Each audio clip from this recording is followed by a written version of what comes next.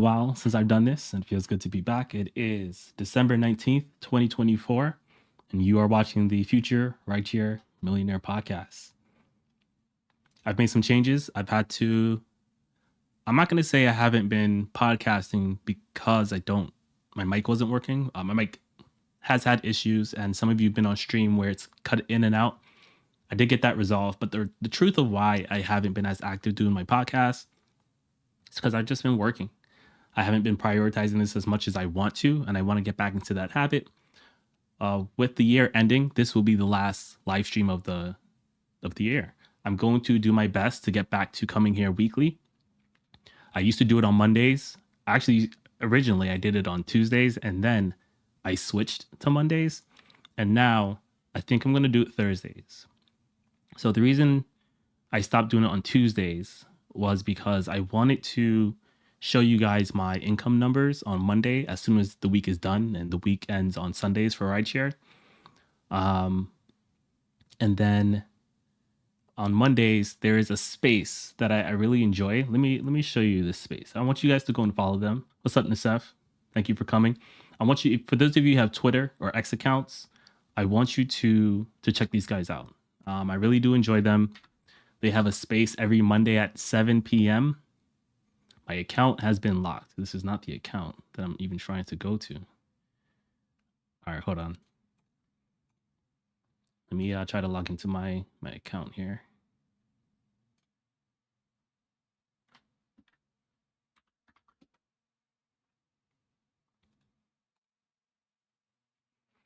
So this space is called Drivers Coast to Coast.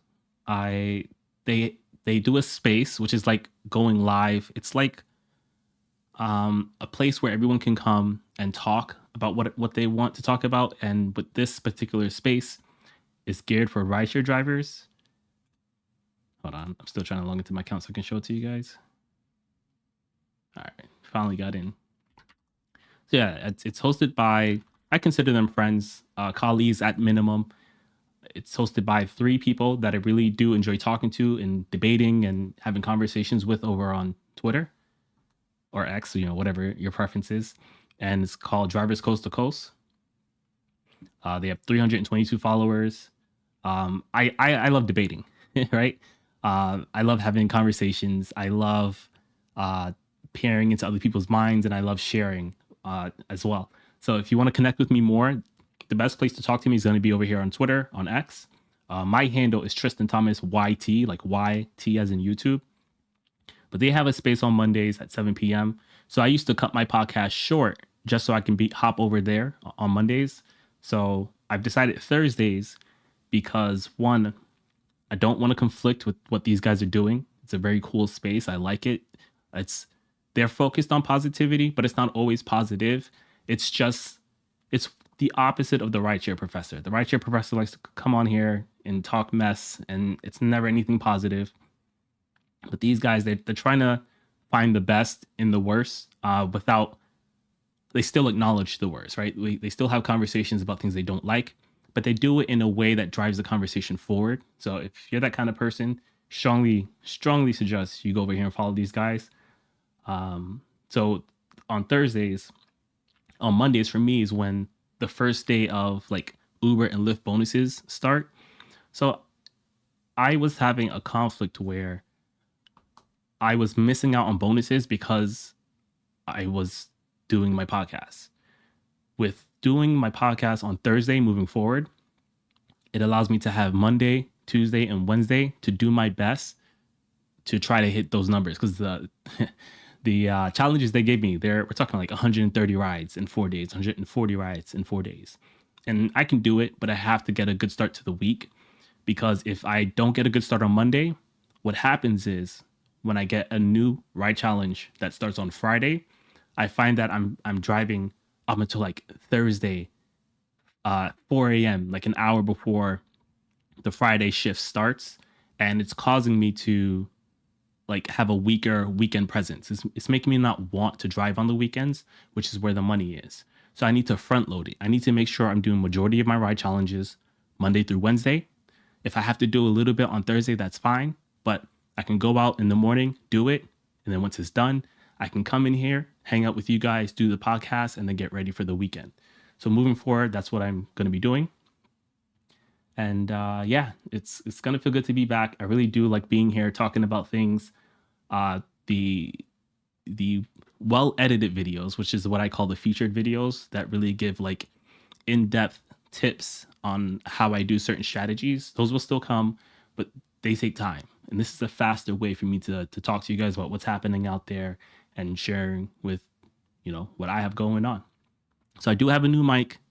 I still need some fine tuning, but for the sake of this, if you have any issues with it, if you can hear me breathing too much, let me know. I can fix that. If you hear my lips smacking, no one wants to hear that. So just let me know, and we'll do our best to fix it. It's my first time going live with this new mic. So let's go over some of the topics that we're going to be discussing today.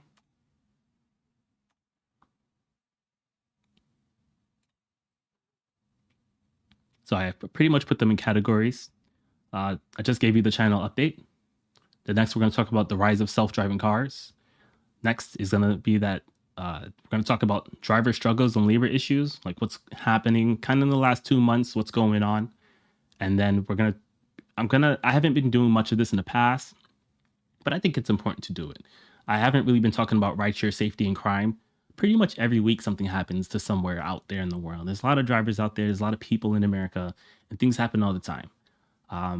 I was on the fence. I know that sometimes sharing these stories discourages people from trying rideshare, but I'd rather everyone have access to all of the information to make the best decision. I think that the chances of something happening to you from a crime perspective as a rideshare driver is very low, but it does happen. And when it does happen, it shows up in the news. I think that we should look at these cases, figure out what we can do to combat them, figure out what we can do to support some of these drivers who find themselves in these predicaments. And so I'm going to start highlighting those things, but they will be towards the end of the stream. I'm not trying to scare people away, but I do think that being realistic and honest and straightforward is a quality that I admire and one that I want to give off as well. And then we're going to do rideshare drivers of Reddit. Reddit is a great place to see how other drivers are doing and what other drivers feel. I'm going to make sure I hop over there. And I don't know, depending on how long this goes, I might respond to some comments, but that'll be towards the end. Was it Cal the Barber? Nice, bro. I appreciate you. Thank you for coming here. Hope you guys can see I added the chat over here to the side, just so that when I go back and edit these videos, I want everyone to see what everyone else's opinions on with these topics as we go forward. So let's get started. I've been rambling a little bit, and that's okay. So the first thing we're going to talk about is the rise of autonomous vehicles. But I'm going to get on my soapbox just for a little bit. As far as self-driving cars go, I have come to the conclusion, or not the conclusion, sometimes I feel like I'm crazy. Sometimes I think that, at least publicly facing, when I'm having these debates and these discussions with other drivers, I feel like I'm in the minority of believing that self-driving cars are a threat to Uber and Lyft drivers. Whenever I talk about it, especially in some of these Facebook groups or even on Twitter, some of the common responses I get from people are, oh, I asked my passengers, my 10 passengers that I pick up, every day, if they would get into a self-driving car. And the answer is no. And I understand from I'm 30, I'll be 33 years old in January. I've realized that new things take a while to catch on. So I'm not oblivious to that. And but I'm also old enough to know that eventually things catch on, right? We can go and we can watch a video of the first time seatbelts became like legal, like across the board. People were complaining about them, but now it's so common that you probably don't even think about your seatbelt when you get in the car. You probably automatically put it on, and it just became something that's normal, right? One of my favorite quotes, I don't know if it's a real quote or not, but someone said if they asked Henry Ford, which is the guy who made the first car, like what they wanted, if Henry Ford asked people what they wanted, they would have said faster horses. They wouldn't have said cars. So it takes a while for people to accept new ideas. And I think it's going to be the same with the self-driving cars. And some of the stories I prepared for you guys today are going to show you that they're picking up steam, right? Yes, people might think that they would never get into one until they do. And then now all they want to do is to get into one, right? It's slowly going to happen, but it's going to happen for sure. And another talking point I want to address early before we dive into these stories is drivers think that self-driving cars have to replace them like completely, right? When they think about it, nah, I still have time. They won't be replacing me for about 5-10 years. My rebuttal to that is they don't have to replace you. They just have to change the market enough to make driving not worth it, right? So for starters, even before self-driving cars were introduced into any market, drivers were really already feeling pinched, right? Drivers are already complaining that, okay, pay is going down. Uber is complaining that, yeah, these insurances are going up. We have to squeeze someone. It has to be you or it has to be the passenger, or it could be both. And it's weird. We'll acknowledge that pay has been decreasing, especially since pandemic levels. But the second we start talking about the introduction of self-driving cars in markets, we start thinking to ourselves, that's not going to have an effect on me, right? Some drivers don't even like drivers talking about how much money they're making because it would encourage other drivers to come to their market and make money. They don't like the referral bonuses because it encourages drivers to tell other drivers and like lowers the pool. So here's what I want you to imagine. What if there was a self-driving car that started tomorrow? And when they started by doing 150,000 rides per week, right? They're not going to replace you, right? But they're going to have an impact on the surges, right? Especially if you're an Uber driver and let's say Uber partners with one of these companies, and when a passenger pulls up the app to decide to take a ride, they have the choice between a self-driving car and a human. Even if, and these stats are about these, I have to go and find the stats, but this is about what it is right now. About 30% of the people are picking Waymos. That doesn't sound like a lot, but that's cutting into what wouldn't have existed otherwise if there weren't self-driving cars, right? So I wanted to say that before we dive into some of these stories. I just want to let you guys know that I do feel crazy because I feel like I'm in the minority of this belief system. But as business owners, right? You do Rideshare. I consider you a business owner. Even if you don't want it to happen, I don't want it to happen. I think it's going to happen. We should be prepared for that case, even if we're wrong. I would rather be prepared and wrong than be unprepared and right. All right, so let's jump into that first story. So the first story that we have is Waymo's robotaxis are now available to everyone in Los Angeles. Before, there was a wait list, and now there is no wait list.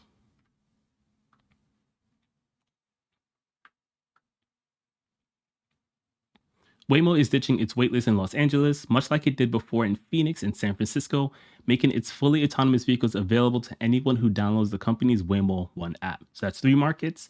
And I want to point out that in Phoenix specifically, I'm not sure about the other 2 places, but in Phoenix specifically, people can order Waymos through the Uber app. There are still some geographic limitations with which to contend. Waymo only operates within 80 square miles of Los Angeles County, which includes neighborhoods such as Hollywood, Chinatown, Westwood, Marina del Rey, Mar Vista, and Playa Vista. I don't know. I'm probably butchering these names. And if you're a driver, and I work in Charleston, if Waymo came out and said, hey, we're only going to operate in downtown Charleston, like maybe 90% of the rides I do are in downtown Charleston. So that would hurt me. And my strategy is actually to focus on short rides. And that's what Waymos do very well. They probably focus on short rides. So even if they're not doing longer rides, even if they're not available in the total parts of the city, if they're encroaching on any part that you drive in, it's a problem. And they've recently started driving to the airport and on highways in Phoenix. Still, it was a sign of the company's growing confidence in its technology, especially after securing a record $5.6 billion investment round led by its parent company, Alphabet. So for those of you who don't know, Alphabet is the company that owns Google. Google used to be its own company, And then they decided to Google, the people in Google decided to create another company called Alphabet, in which Google is under, right? So it's not like someone bought Google. They spun off and then restructured.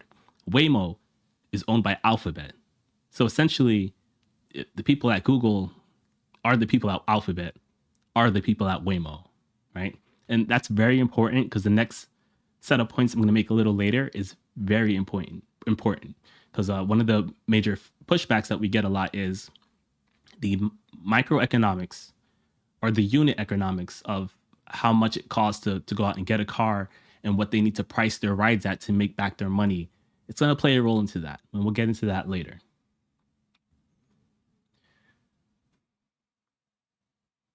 After securing a record $5.6 billion investment round led by its parent company, Alphabet, to fund its next phase of growth, Waymo recently said it was conducting 150,000 paid rides and driving over 1 million fully autonomous miles every single week. And that's in those 3 cities. Looking back, it took Waymo less than 1 year to open the service up to everyone after first launching its waitlist for select customers in Los Angeles.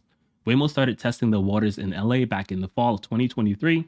The service went live in March 2024, and in April, the company started charging customers for its trips. So it started out as free, which that in itself, right? If you're someone who can't afford a car and you're strapped for cash, but you got to go to work, and previously you thought to yourself, man, I would never get into a self-driving car, but if you could try one for free, I think you would try it, right?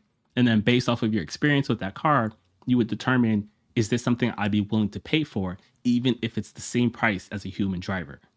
That's not unreasonable. That's exactly like what I would do. If I could get a free ride to the airport for this trip I'm about to take to Vegas for Christmas, and it was free through a self-driving car, I'd try it. I might leave a little earlier just in case something happens. I don't want to miss my flight, but I would try it. I don't think that's an unreasonable take.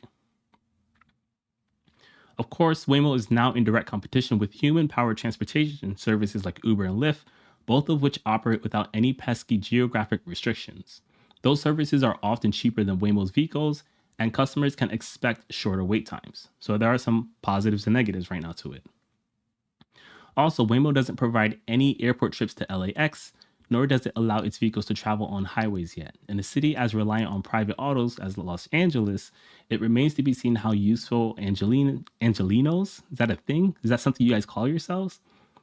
How useful Angelinos will find Waymo without being able to travel on the highway. The company hasn't said when it hopes to eventually expand its service to include airport and highway trips. And this is just LA.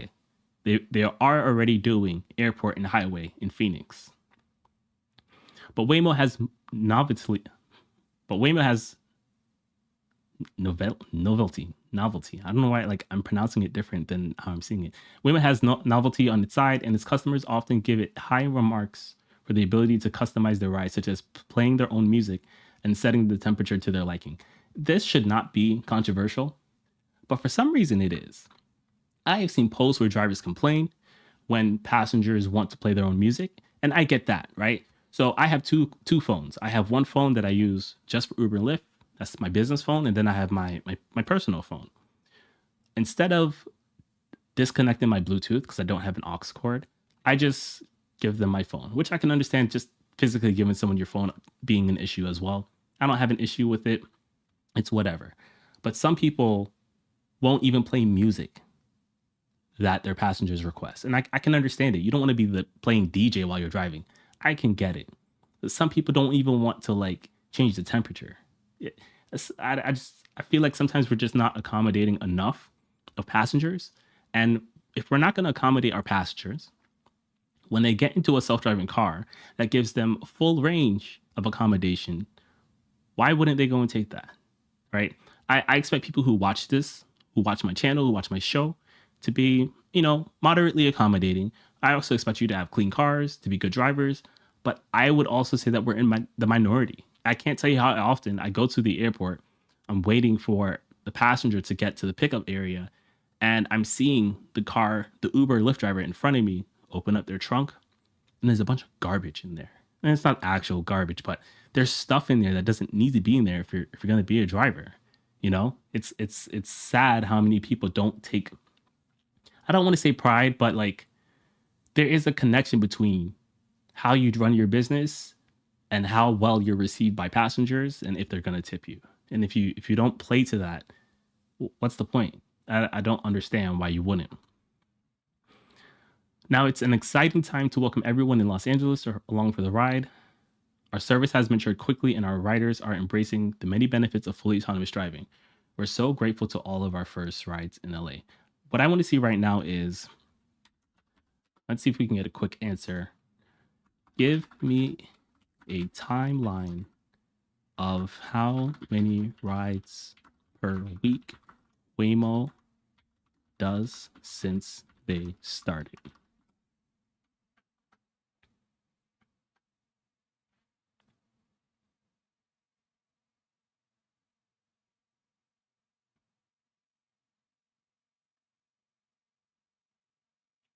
All right, so in 2023, Waymo reached 50,000 paid rides per week. I think it was just in one city at the time. Recent growth since October 2024, they've done 150,000. So in 1 year, they've gone from 50,000 to 150,000. That's not bad, right? Waymo's ride volume has grown exponentially over time, from a handful of test rides to over 150,000 per week. This growth has been driven by expanding service areas. Waymo is likely to continue to rapidly grow as it expands into new cities and increases. New cities. We're going to touch on that. We're going to touch on what new cities they have coming next. Let's move on to the next article.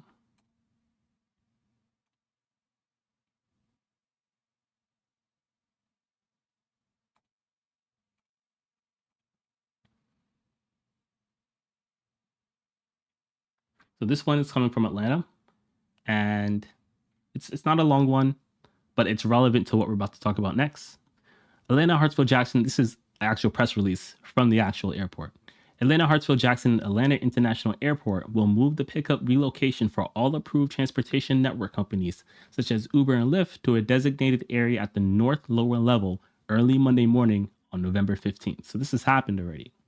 This change consolidates all pickups to one location, making it easier for passengers and drivers. This move is expected to increase efficiency and allow rideshare drivers to enter and exit much faster.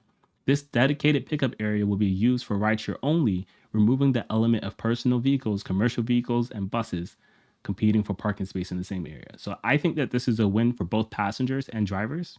I don't drive in Atlanta, I've been there, but the Atlanta airport is one of the biggest airports. And I suspect that Atlanta isn't doing this for the human drivers. Well, it's probably part of the reason, but Waymo has announced that they're coming to Atlanta. If Waymo can figure out how to operate in the busiest airport in the world, not just America, the world, I think it's going to be a problem, especially for those of you who rely on airport trips, who you shouldn't be doing that. I don't think airport trips are what they used to be anymore, but it's definitely going to put a damper in the airport strategy. All right, so let's move on to the next.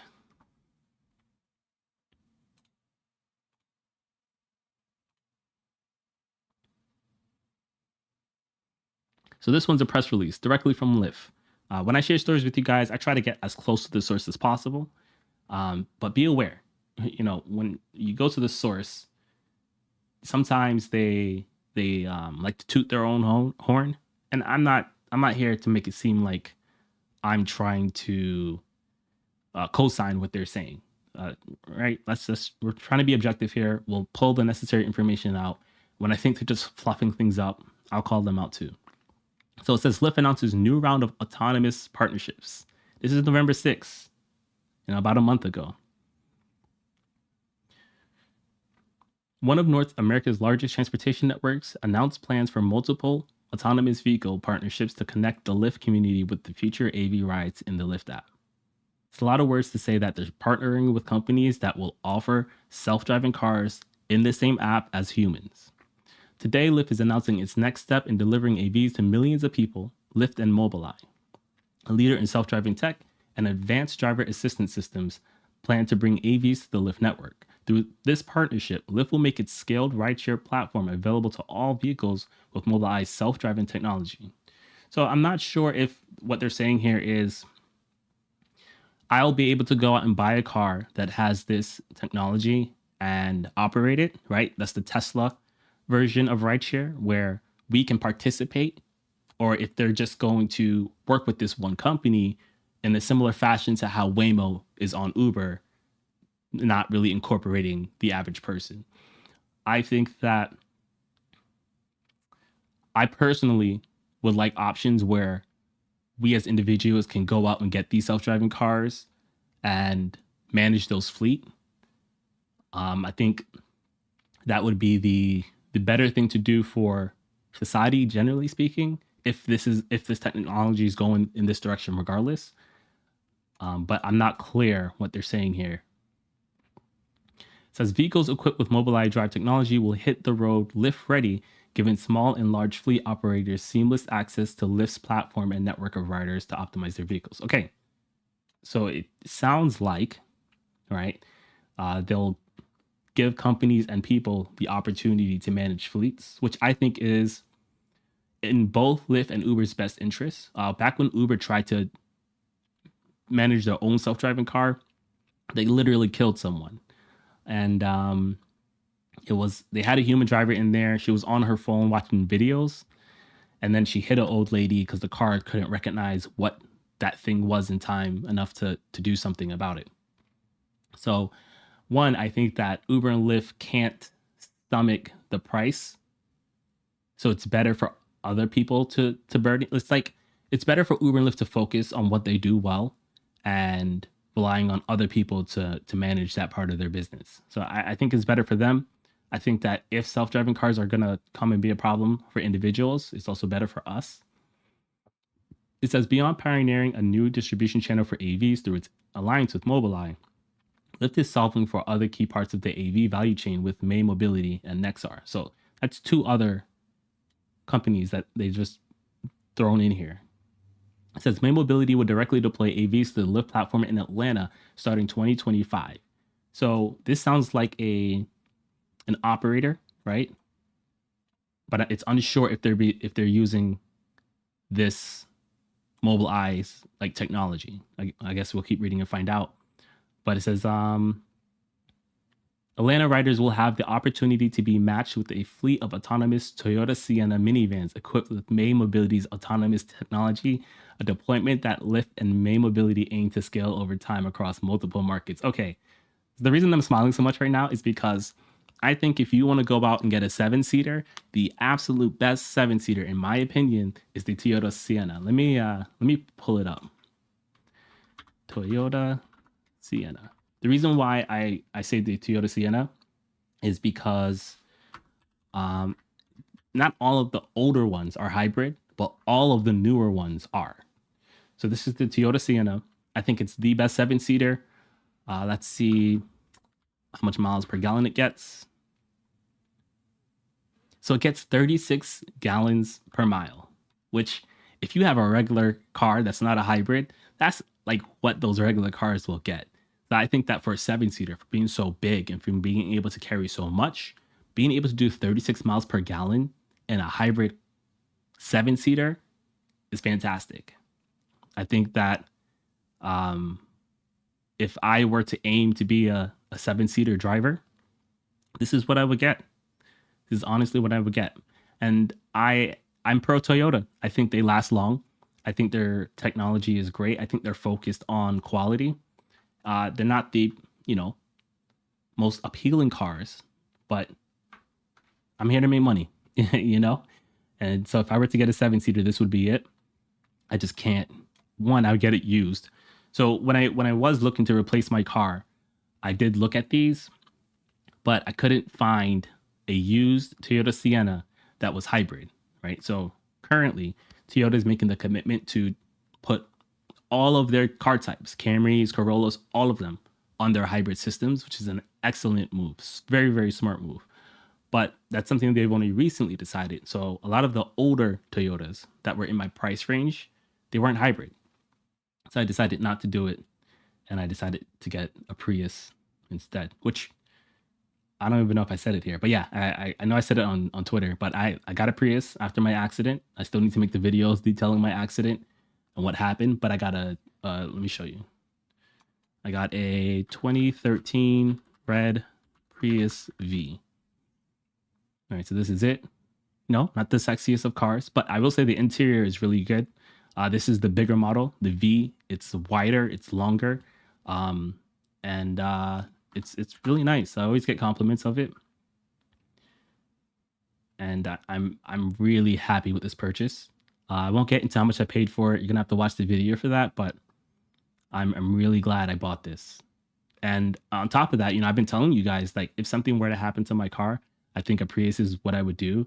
And I'm happy that when it came time to actually like be in that position, I was really tested to see if my words of what I was preaching would be what I actually practice. And I'm proud of myself for humbling myself, because when it's time to buy a car, man, there's a lot of nice options out there, and I have to fight a lot of my internal wiring not to get a brand new car. I pay cash. I've been on the train, no debt, right? You shouldn't have a brand new car unless your net worth is over $1 million and you're paying cash. And I'm happy that I didn't fall into the trap of walking into a dealership and getting a loan, despite everything that I've been preaching. So pretty happy about that. So with Nexar and Lyft, we'll explore ways to harness the power of aggregated, anonymized marketplace and fleet data to help OEMs and AV companies build better and safer autonomous technology. So it looks like they're partnering with someone who's going to provide hardware.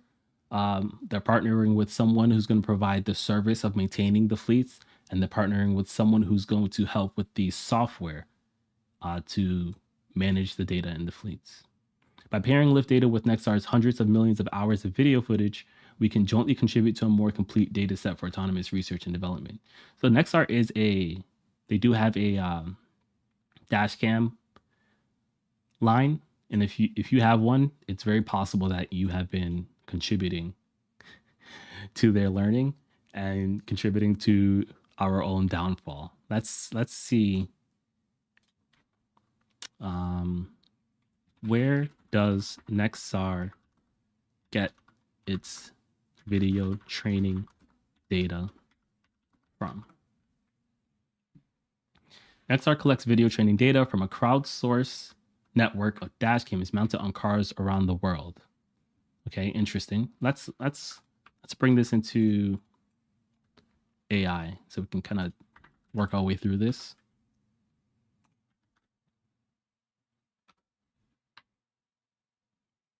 Lynn, hi. I appreciate you for coming here. I don't know what time you jumped in here, but I did give the Drivers Coast to Coast a huge shout out. Lynn is one of the co-hosts from that platform, and I'll give you guys a pretty huge shout out at the beginning of this. Told them to make sure they go over there and check you out. All right, so Nexar gets its video training data primarily from its network of dash cams. These dash cams are owned by everyday drivers who have voluntarily installed the Nexar app on their smartphones and use it in conjunction with their dash cams. Sounds like if you have an XR camera and you're using it, you are literally training data for self-driving cars. Isn't that crazy? Here's how it works. Nexar app and dash cams. Drivers install the Nexar app and connect it to their dash cams. While they drive, the app records video footage and other sensor data like location, speed, and acceleration. The app uploads anonymized clips of this to Nexar's cloud platform. Nexar focuses on collecting interesting events such as hard brakes, sharp turns, or potential collisions. This is red flags. As I'm reading this, I'm getting more and more red flags, because even if it's anonymized, what if I park behind my wife and that anonymized data is still being sent to where people can now see her license plate? People can now see my house number. People can now see what my house looks like. So yeah, the data is anonymized, but you're literally training things based off of my habits and like where I live. And I hope that this is like opt-in and not opt-out. And what that means is people should have to intentionally press a button to say they want to send their data, instead of people having to find a way to not send their data, because one of those is way more manipulative than the other. All right, so let's see. Can users opt out? Let's see if there's even an option to do that. So it says, yes, Nexar users can absolutely opt out of data collection.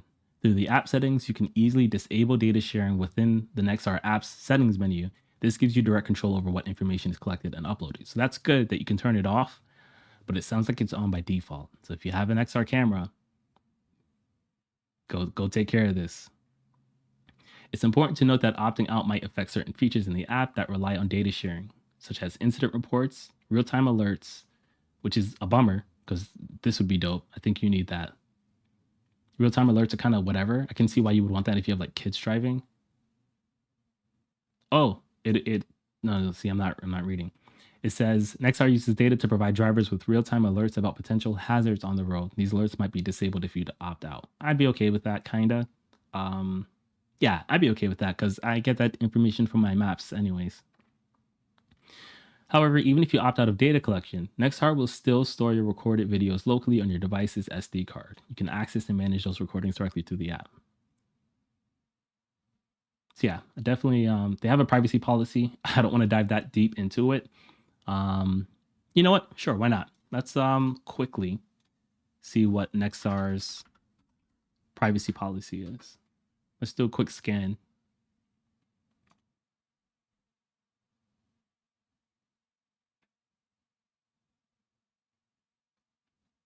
All right, it's not even long.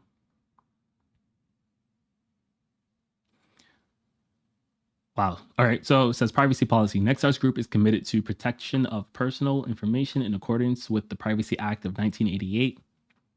Nexar's group will connect only necessary personal information in accordance with our business purposes. That's so weird. Only necessary personal information. There's like no information should be necessary if it's personal. This will ensure we can deliver on our commitments to you regarding employment or services which have been asked for. This information may include name, addresses, gender, date of birth, contact details, and other details relevant to your employment.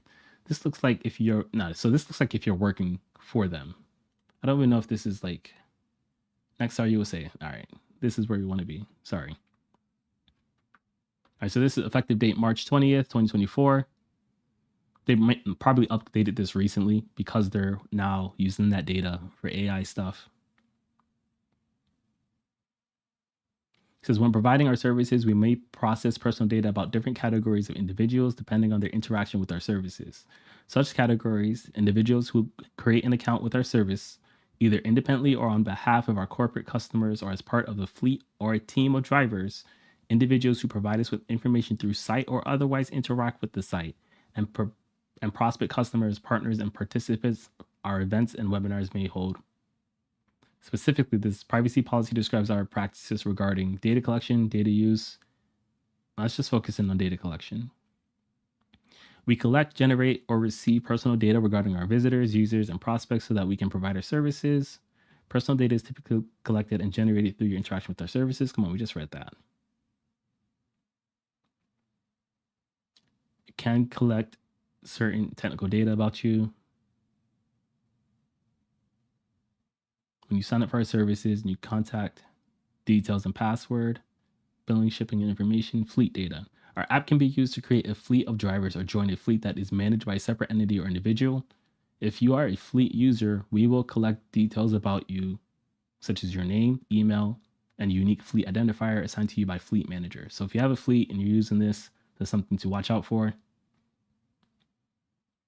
If you submit this is for collision reports. If you submit or otherwise make available to us any recordings concerning traffic incidents, collisions, road conditions, or violations, we may analyze such recordings and produce reports, which may be shared with you, your insurer, or other third parties, subject to your authorization in accordance with Section 5 below. So if you get into an accident, it looks like your insurance company might be able to reach out to Nexar and get that video. This is awful. Good for them, but bad for us. All right, we're not going to go training data. Hold on. Considering our company mission is to contribute to a safer and more effective driving experience, it is of the utmost importance that we continuously develop our vision AI algorithms, which are used to perform object detection and image classification that produce relevant information for our products. A critical requirement for this development process is the need for a small fraction of the images collected by the cameras used by our users. These images serve as training data and are instrumental not only in enhancing existing services, but also in pioneering features designed to improve driving conditions. I would say, hey, be careful if you have an XR camera. It looks like they are using your data to train the the next generation of self-driving cars. All right, we spent enough time on that. Let's move on with this story.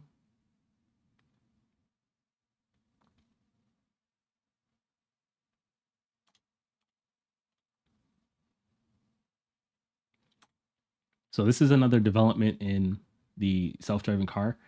And very shortly, you're going to start seeing connections between everything we've covered so far and how this is going to play out, especially in Atlanta.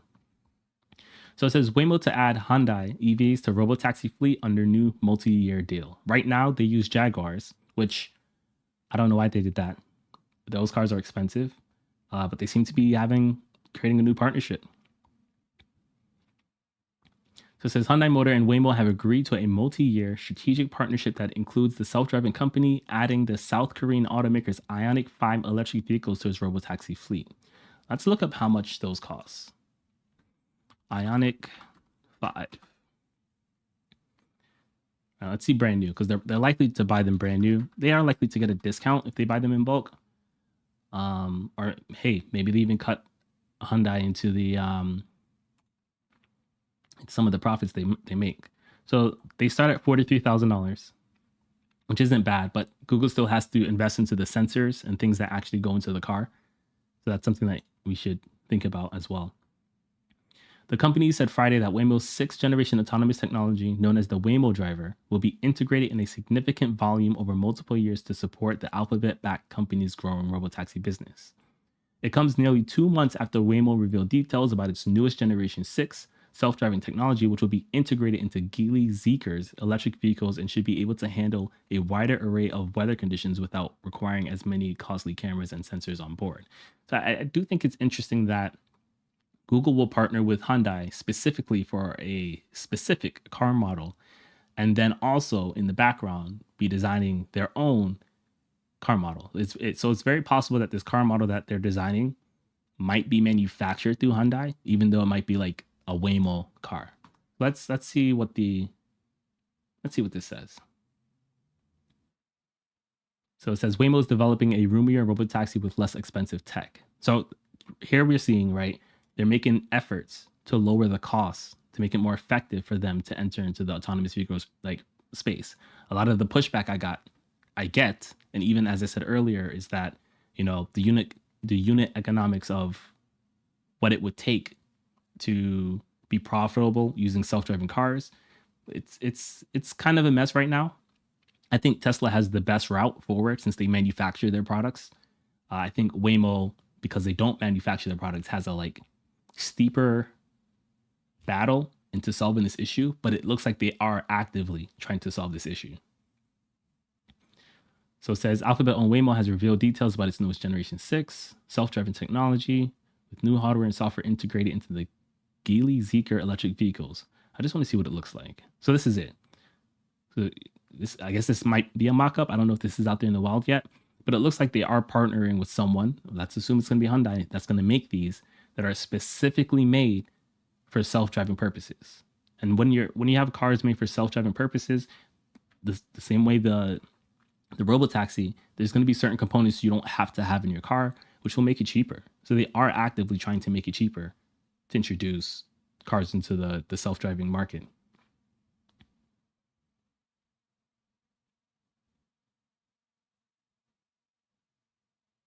And so there's not much actual data about the car itself.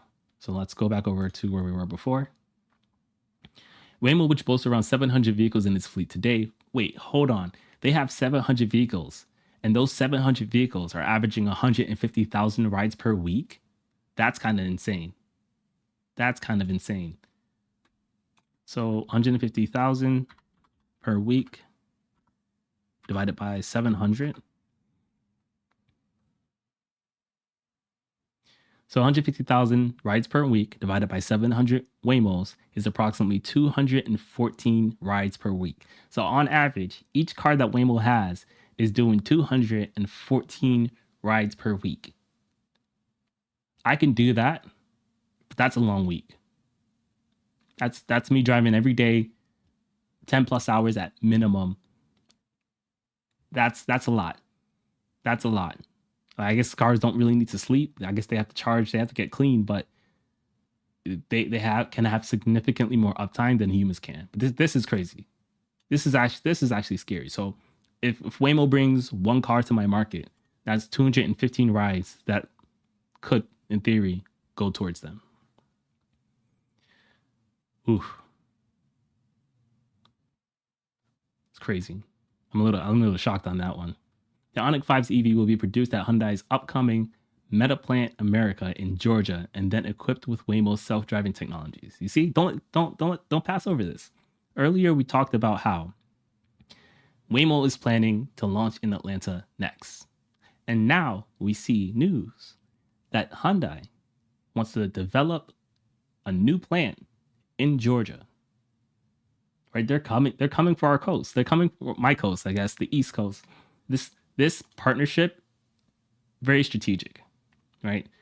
They're making a new plant. It's going to be in Georgia, and they've already announced that in 2025, Waymo's will be coming. We already saw the Atlanta airport made changes to where Uber and Lyft drivers pick passengers up. I think they're planning for this too.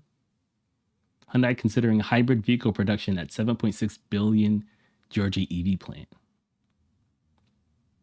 It's crazy.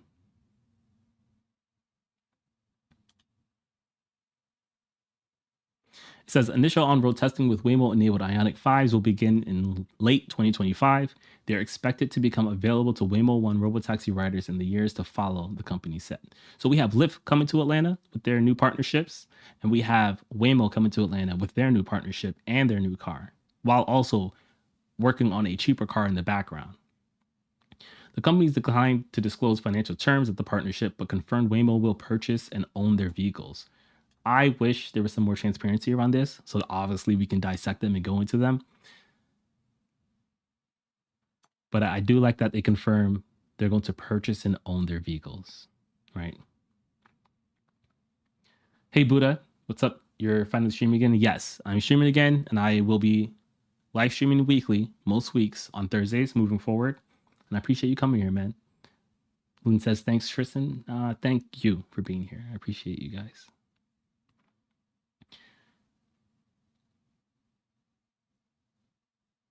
All right, I don't think we need to go too much deeper into that. So let's see what's next.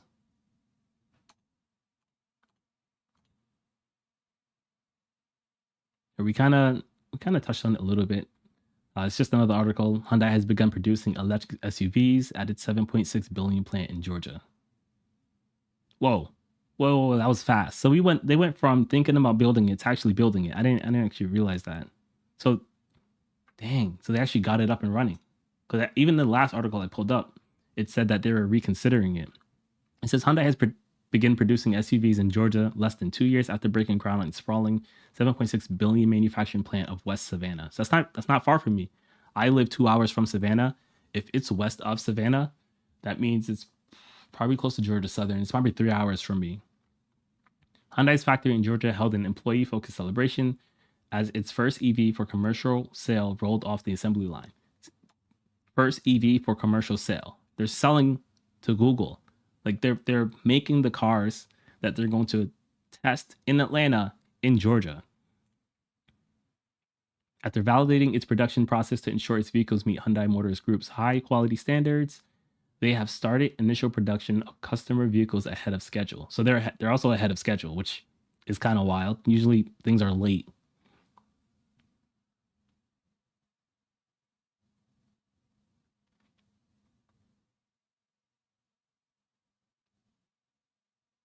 So that's definitely something we as drivers should be watching, especially if you're on the East Coast, especially if you're in Atlanta.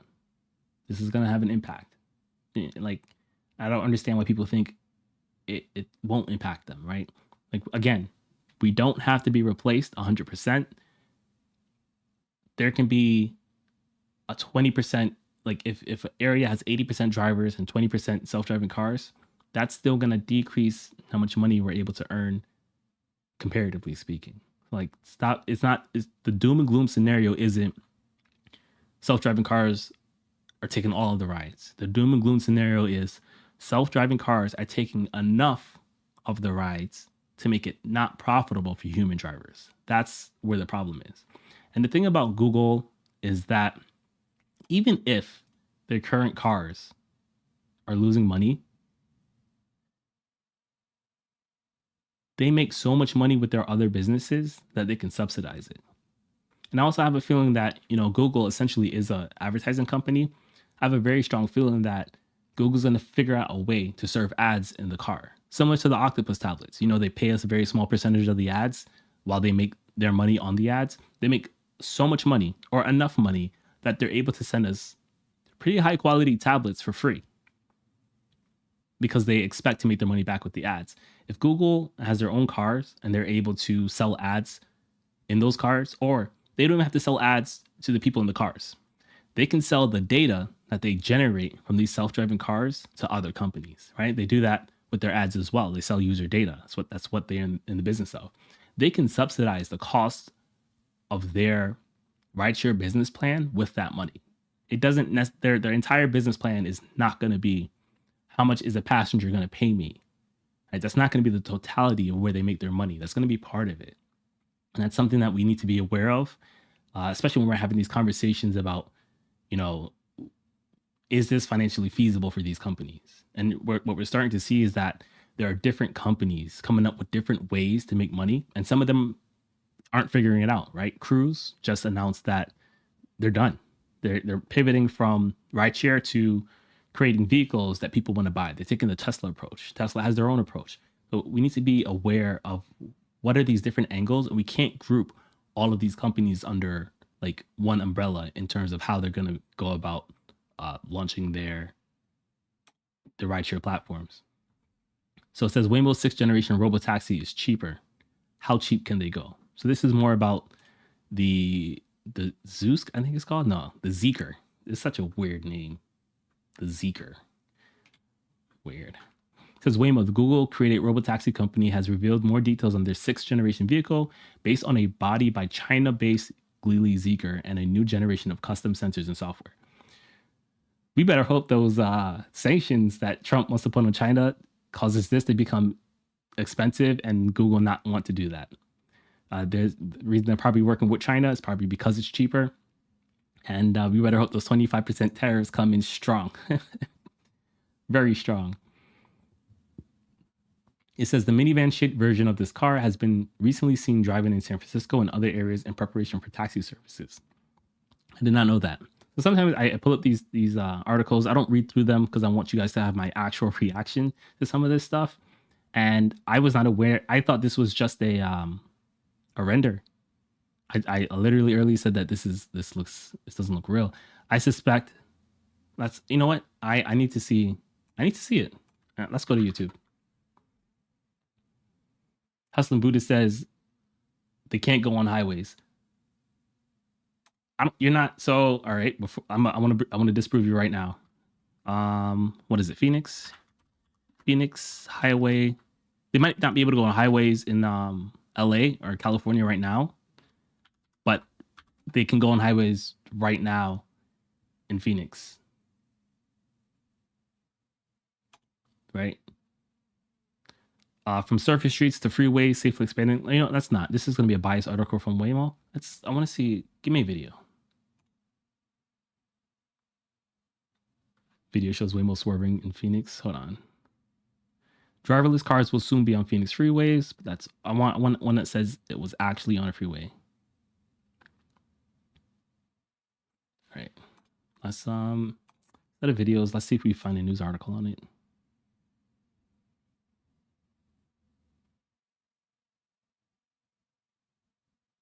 This is from May 25. It says they're testing on larger roads.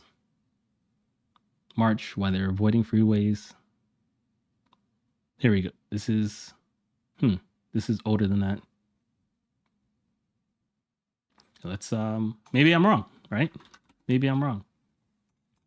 Do Waymos go on freeways? All right, so it says yes, Waymo self-driving cars can and do go on freeways. Waymo began testing fully autonomous vehicles without human drivers on freeways in Phoenix in early 2024. They are also testing driverless cars on freeways in San Francisco. Waymo's approach is to gradually expand their services. All right, they're giving too much fluff.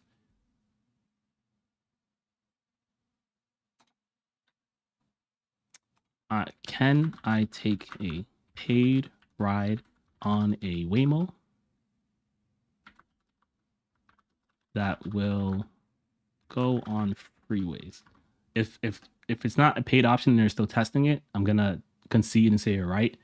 I think that in order for me to be right, they would have to be I would have to be able to pull up the app, pay, get into the car, and see it go on a freeway in order to consider myself as correct.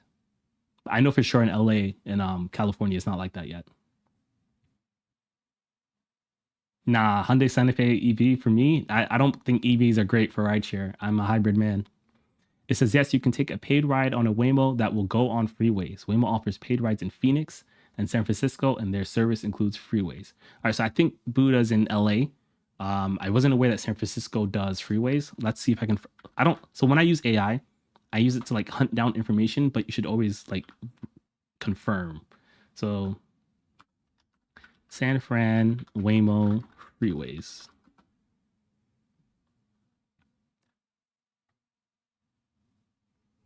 All right, so this is from an article that says, in a significant move, Waymo announced it would begin testing fully AVs on San Francisco freeways without a human driver.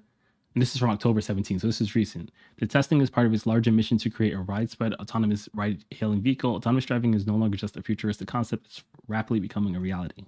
So it looks like in San Francisco, it's not on freeways.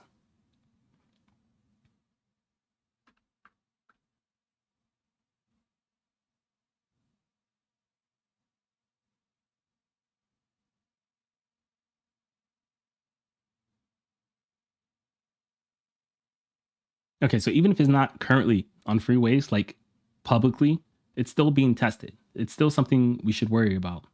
Hustlin' Buddha says Uber does 3 to 4 billion trips. They won't make 7 million Waymos, bro.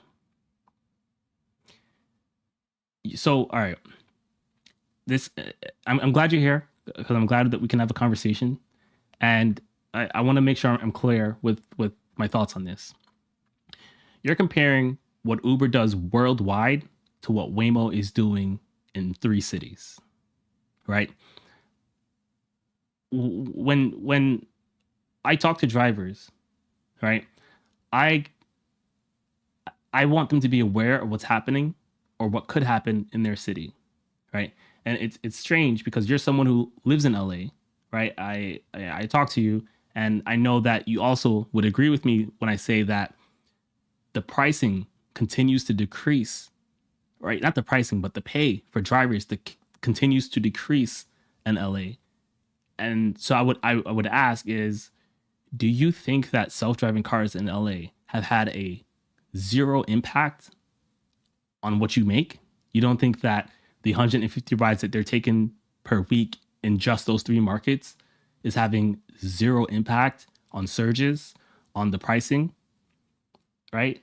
We can't compare what Uber's doing worldwide to what Waymo is doing in 3 cities because my income isn't based on worldwide.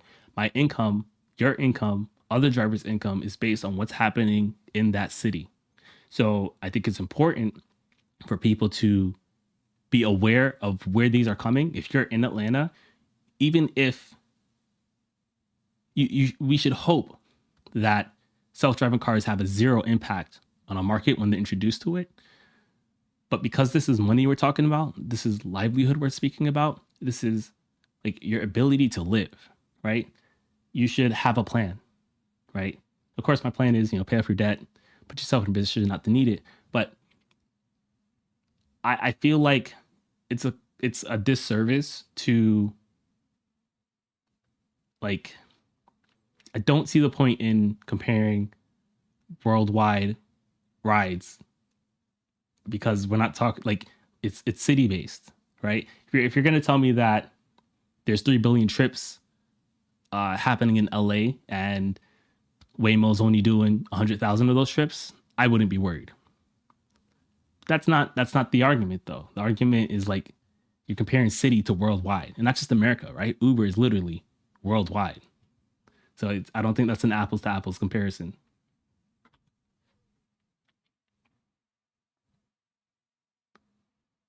And then on top of that, right, it takes so long to pivot. Like when you wake up one day and you decide, I want to do something else. I want to go back to school. I want to get a certification. I want to get a different type of job. I want to go learn something new.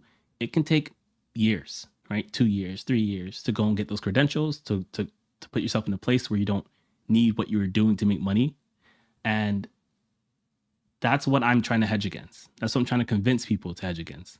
So how about this? How about you tell me how many rides they need to be doing worldwide before you're worried, before you would want to pivot, before you'd want to change what you're trying to do.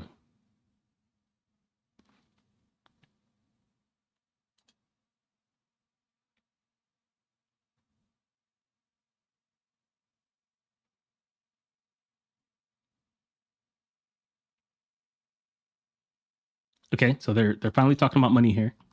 And they've said we've recently seen announcements of a $28,000 cost for Baidu's new robotaxi, and rumors that Tesla's delayed robotaxi concept car was derived from now canceled efforts to make a $25,000 low-end consumer electric car. So they're working on it, right? It is expensive.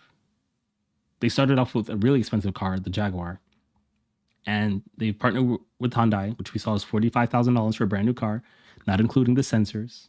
They'll probably get discounts on it if they're buying in bulk. But we're seeing where this Chinese company, $28,000 for their robotaxi. We're seeing Tesla, $25,000 for low end, and it's as the technology becomes cheaper, it becomes more problematic. Like if any of you out there bought a brand new Tesla, you've paid more than this for that, and they're making self-driving cars cheaper than that. You can probably make like 2 to 3 self-driving cars for the one Tesla you bought at full price, depending on which model you got, of course. So like, don't think they're not working on it, right? It might be expensive today, and I would argue that today is the worst the technology will ever be. The technology will only get better, and the technology will only get cheaper, because that's what happens. That's how it works. All right. So how is all of this news affecting Uber and Lyft as far as their stock prices are concerned? So it says Uber and Lyft's stock price plunge as Google Waymo brings driverless taxis to Miami. We just covered that they're coming to Atlanta, and it looks like they're not coming to Miami. And I know Miami specifically, guys. I think Miami is one of the worst markets to be a rideshare driver in. Maybe unless you're doing like Black services and you're using it to like recruit your own driver base the legal way. I think that for the regular Miami driver, it's super oversaturated. And I think a lot of drivers in Miami would agree with me. But then some of those same drivers in Miami will turn around and say they're not worried about self-driving cars. It's wild. It's wild. For the pure analytics that we did earlier, that the average Waymo is taking 215 rides per week. Just that one car. You put 1,000 of them in Miami. That's a lot of rides. That is a lot of rides.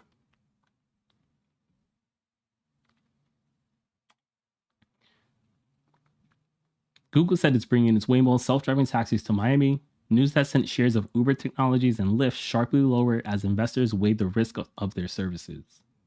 And Thursday, a blog post. Oh, you guys can't see. My bad. And Thursday, a blog post. Waymo announced that it would. Let me try to zoom in a little more. Here we go. In Thursday blog post, Waymo announced that it would expand its driverless ride-hailing services to Miami. Waymo has previously tested vehicles in Miami, a city that's provided challenging rainy conditions for its driverless vehicles, the company said. I remember we spoke a little bit about this on Twitter, and someone pointed out they want to see how the Waymo would handle in that rainy condition, and we'll see, right? They're not perfect, and I don't want to make them seem like they are perfect, but right now they are the worst that they will ever be. They're only going to get better. A subsidiary of Google's parent company, Alphabet, Waymo has brought its self-driving ride-hailing services to Phoenix, Los Angeles, San Francisco, and Austin. I missed that one too. So they're bringing it to Atlanta and they're bringing it to Austin. The company said it will begin training its all-electric Jaguar Pace on Miami streets in early 2025 and plans to offer the service to riders in 2026. I have a bet with Lynn that there will be a self-driving car provider that operates in 2025 east of the Mississippi. And in order for me to win, they would need to hurry up. But I don't want them to hurry up. So this is a bet I want to lose, but this is something we should all be prepared for. We have a year to, if you live in Miami or if you live in Austin, you have a year to figure out how you want to approach this situation. The company also announced its partnership with African fintech provider Move to oversee expansion into Miami. Move will also take over Waymo's fleet management operations in Phoenix. So this, I'm not a fan of this. If we are going to become self-driving cars, like a society that's based off of that, I don't want that. But if that's what's to happen, I would like these companies to incorporate rideshare drivers, give rideshare drivers the chance to build up and manage their own fleet as well. Why are we outsourcing fleet management to some company in Africa?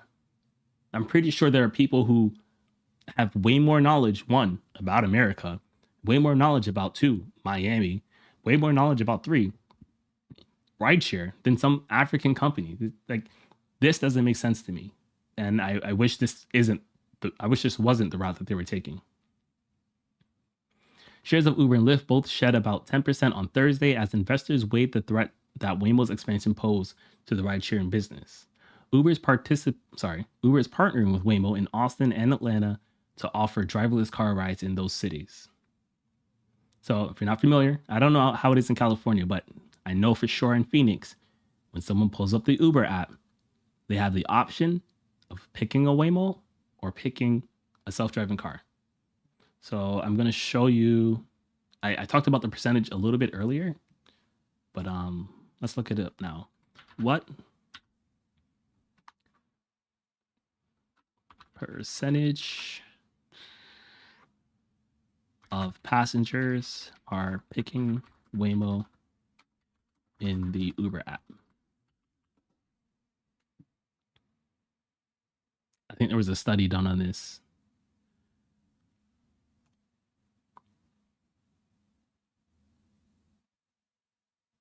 I think it was like 50% Waymo Uber. Here it is. So this is from October 10th, 2024. It says half of Uber's riders say no self-driving cars, highlighting trust issues. So to me, right, this title can literally swing any way. They're saying half of the people don't want to do self-driving cars. Well, on the other hand, half of the people want to take self-driving cars. And I assume unless something crazy happens, this ratio will only skew. It says Uber reports that half its riders, and this is from Uber. So take that with what you want.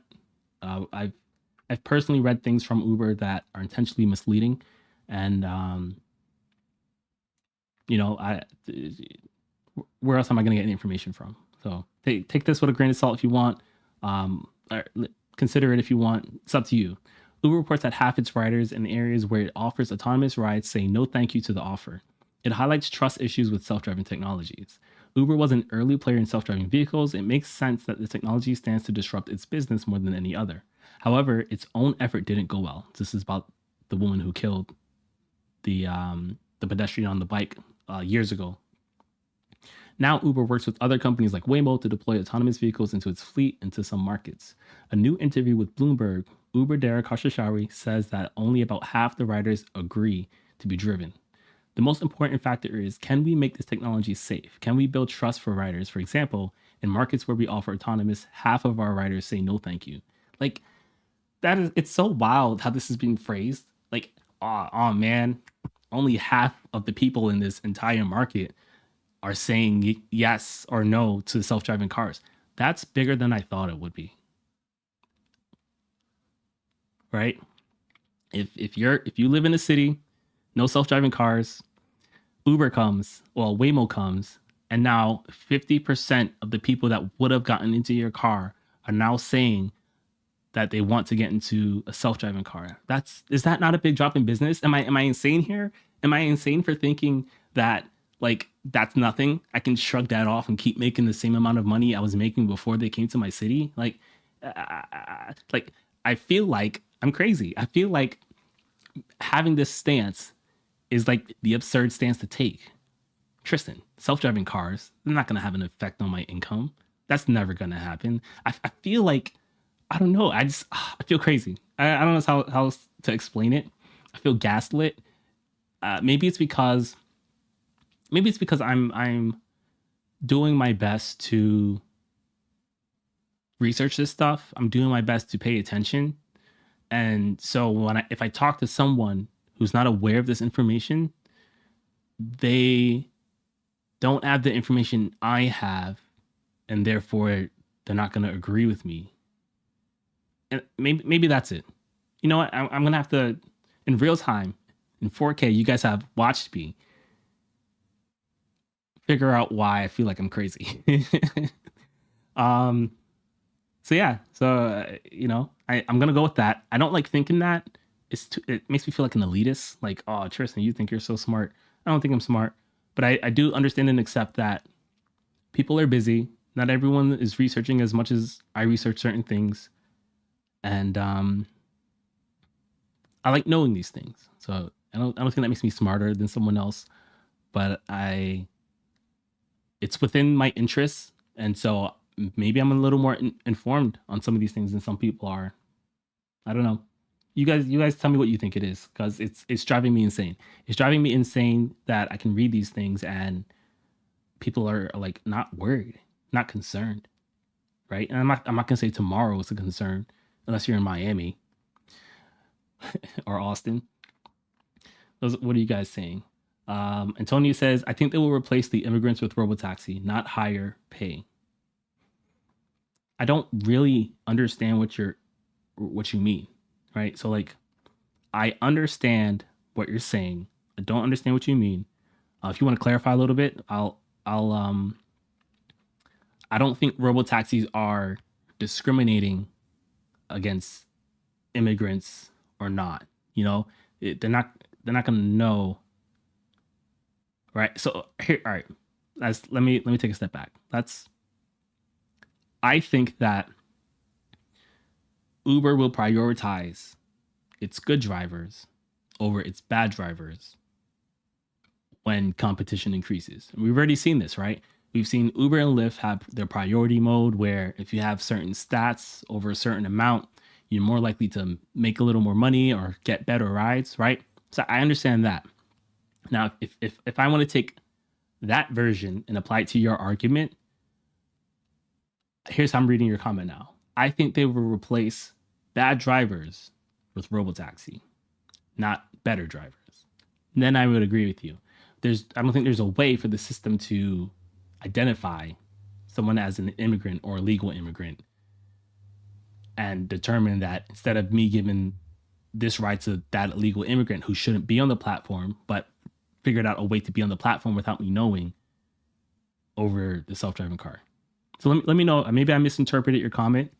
Feel free to clarify it. But I don't think that is possible. But I agree with the overarching narrative that better drivers will last longer. I'm using better wrong here. And I got to make sure I'm not doing that. Just because you have bad stats doesn't mean you're a bad driver. Unless we're talking about like the ratings.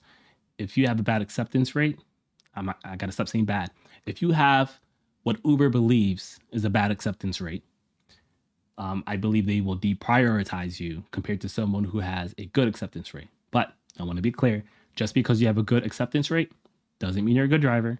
And just because you have a bad acceptance rate doesn't mean you're a bad driver. I want to be super clear about that. It's all about what the companies want from us versus what we need for ourselves.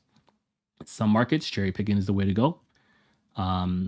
Even my average acceptance rate has dropped. I used to be like in the 90s. Now I hover in the 80s.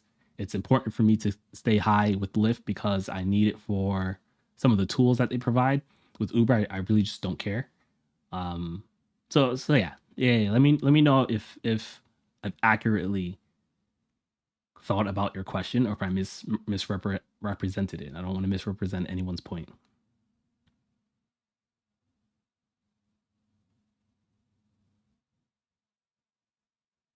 %, man. That's half. That's half. That's not nothing, man.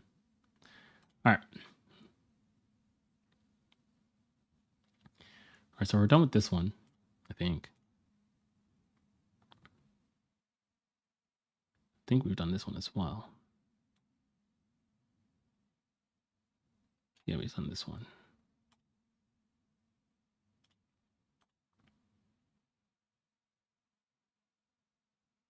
All right, so I haven't checked this one out. What is this? What are these ads, bro?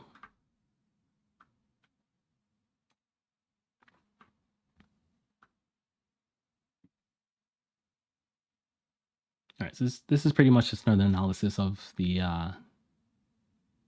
rideshare stuff. We're gonna go ahead and not read this one. So we're gonna move on. We're done with rideshare, not rideshare. We're done with self-driving cars, and we're gonna move on to. We're gonna talk more about humans, right? About some of the human struggles that we have, and some labor issues, some markets that we need to be paying attention to. So the first one I want to highlight is this one.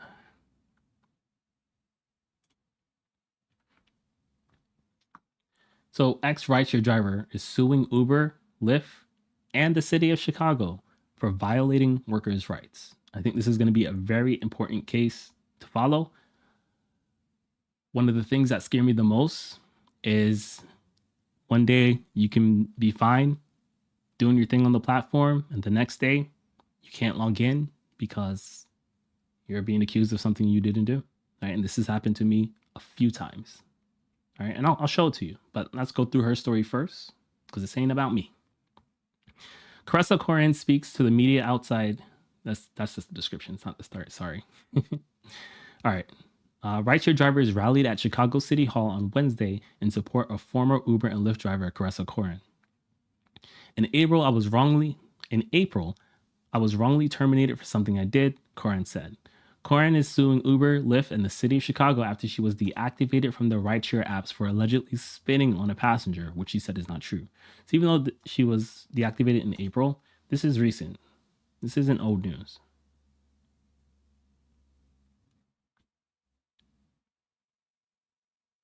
All right, so this picture was taken November 20th. It's not that long ago. That's assault, she said. I've never assaulted anyone ever, so it was crazy. My life being turned around, and they wouldn't even really hear me out. Corin said she was deactivated without proper investigation or due process with the city of Chicago's rules enabling the deactivation and depriving her of the ability to earn a living. So this is crazy. And I've seen something happen just last week with someone in my city where one of the government bodies within my city reached out to Lyft and told her, hey, she can't drive on Lyft anymore, even though that government body did not reach out to her. So she doesn't even know what she did. She doesn't know what was wrong. She has no idea. And just like that, she's off the platform. In fact, let me show it to you guys. I don't know how long ago I posted this. All right, let me look for it.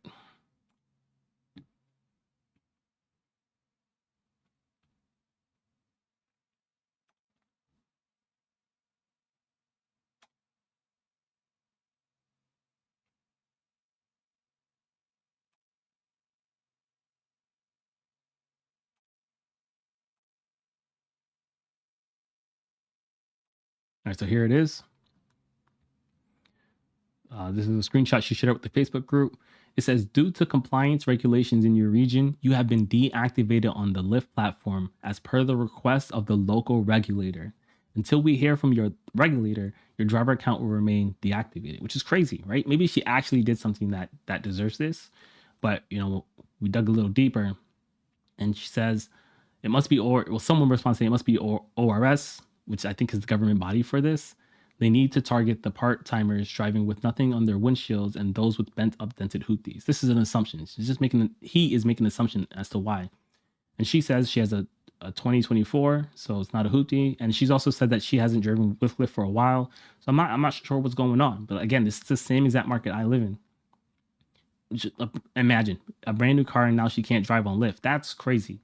That's one of my fears right there. Not I wouldn't have a new car, but just this is the mechanism I'm using to pay off my debt. I if I can't drive anymore, that's okay. I used to be a district manager. I can become a store manager at pretty much any store, and I will be okay, right? How I live my life will change, but I can make enough money to survive because I've been paying off my debt. I don't have car payments. My wife's car is paid off. We essentially need less than like bare bones $2,000, and we can survive, and that's with food and all of that. The mortgage is like less than $1,000. We average about 3,000 because we're not just trying to survive. So we're chilling. So I know I would be okay, but someone who has a brand new car with the average car payment being $700 for a new car, I'm not making that up. Like I researched this very, very recently. What is the average car payment? The average monthly car payment for a new vehicle in 2024 is $737. I'm not making that up. It's $520 if you buy a used car. If you're kicked off the platform and you have a $700 car payment, that's not even including insurance. It's bad. I wouldn't want anyone to be in that position. It's bad.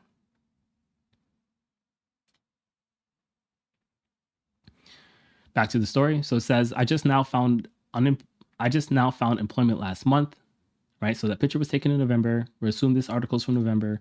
She has been kicked off both platforms since April, and she's just finding employment in Chicago, an expensive city.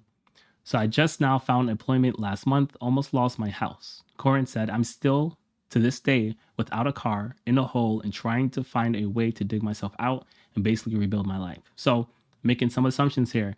She either got her car repoed, hopefully maybe she sold it because that's the better way to do it, but she probably got it repoed, or she was renting. But let's see if it gets clarified. She says her lawsuit challenges the Chicago ordinance that requires platforms to report driver deactivations to other companies. This is insane, right? Insane.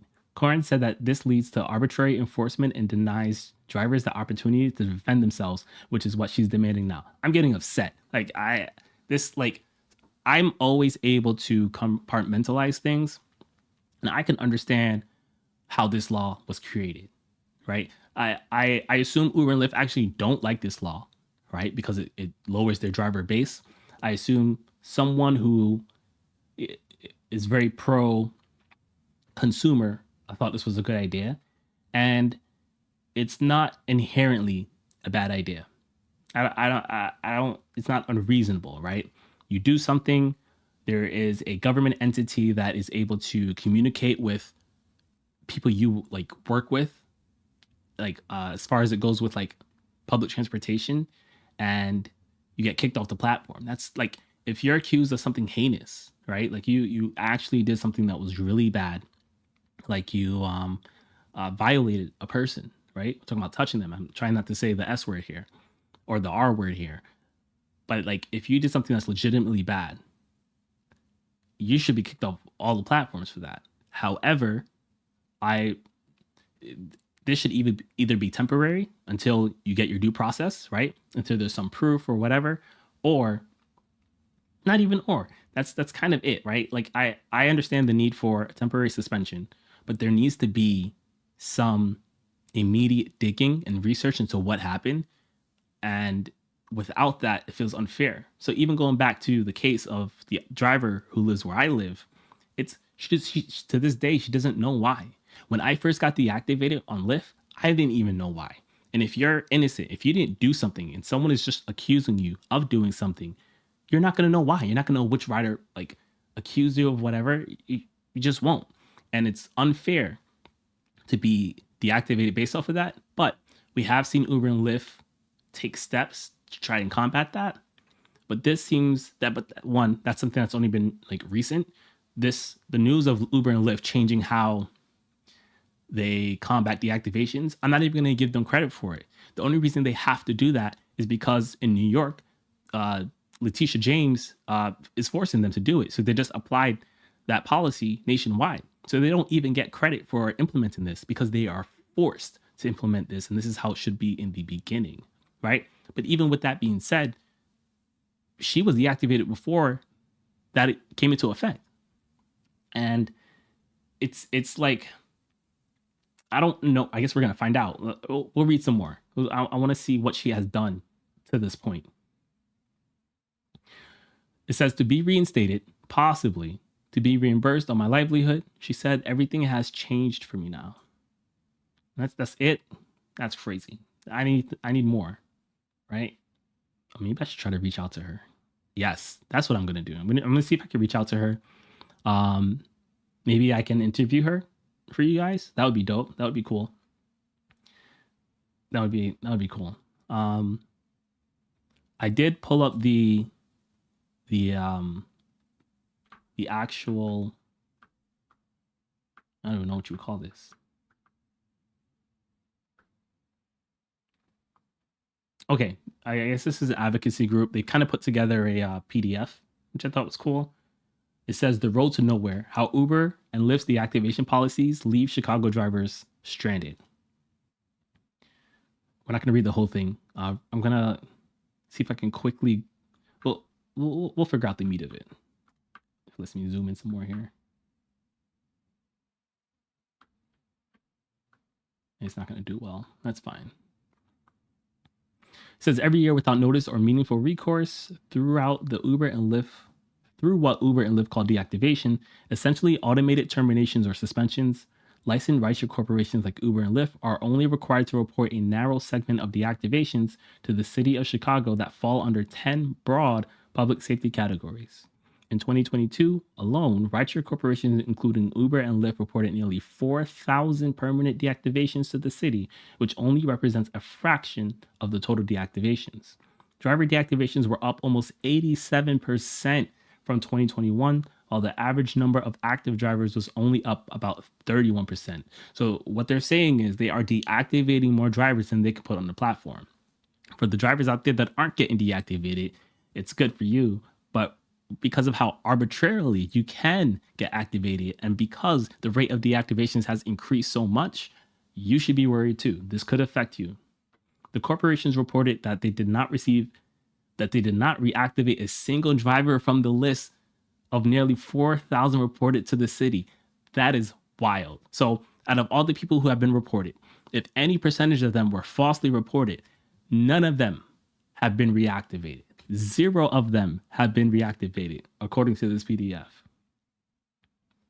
Since 2020, the corporations have reported nearly 10,000 deactivations. And remember, this is the crazy part. You get deactivated on Lyft, they talk to the government, and the government then tells Uber they have to deactivate you. Not just Uber, probably all of the rideshare companies in that city. It says deactivation is a growing crisis for drivers in Chicago, and these numbers are only a small part of the story. In this brief, we describe the devastating impact of the deactivation crisis on working families, outline how the current deactivation process fuels a safety crisis and relies on the assumption that drivers, who are majority people of color and immigrants, are dangerous, and highlight solutions developed by rideshare drivers. It's absolutely wild. I'm not going to focus on the racial component of this. I think that's lame. Lame in the sense that I think that if you want to make a good argument, the argument can be made without race even being brought into this conversation. So I'm not going to focus on that part of it.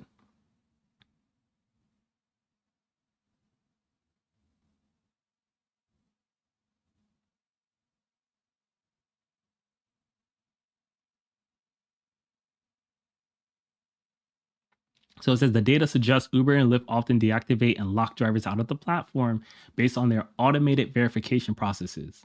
Uber and Lyft require drivers to submit a photo to access their accounts and use facial recognition software to confirm the person signing in is authorized to drive on the platforms.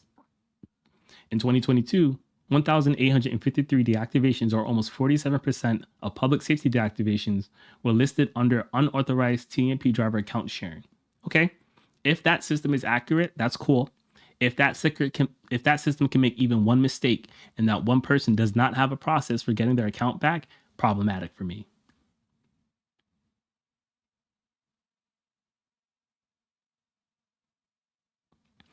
All right, so it says the failures of Uber and Lyft deactivation appeals process. In most cities, drivers can only appeal their deactivations directly to Uber and Lyft. Drivers report that process is often drawn out. I agree. Opaque. I agree. And fully mediated by the app, leaving little hope of success. Drivers often do not know why they were deactivated. Even when they do, some drivers report that when they offer to provide evidence to Uber and Lyft in response to allegations, the corporations largely ignore them. And in some cases, deactivations are permanent, and corporations do not give drivers a substantive opportunity to challenge them. Right? So that was true. They've been making changes to this, but apparently Chicago's not enough. That government body that they have, that's the intermediary here, seems like it's the main problem.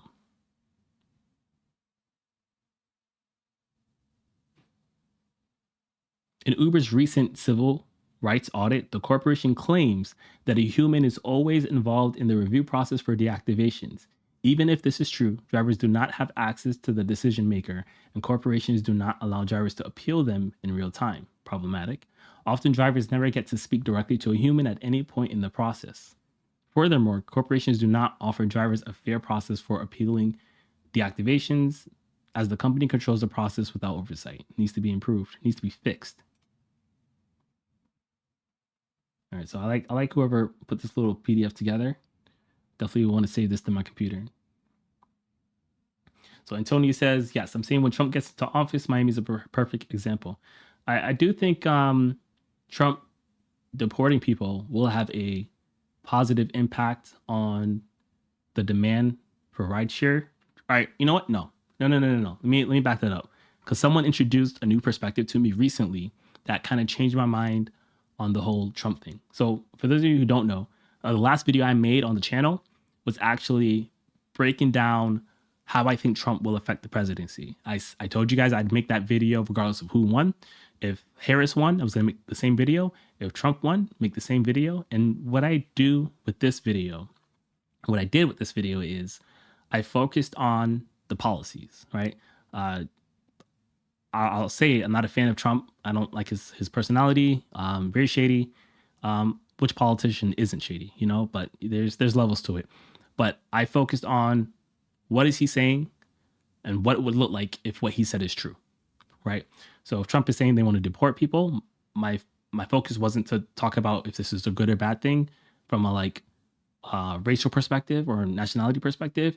My perspective was, how will this affect rideshare drivers? Is this a good thing or is this a bad thing? And in that video, I said that it would largely be a good thing for rideshare drivers, but I'm not sure anymore, right?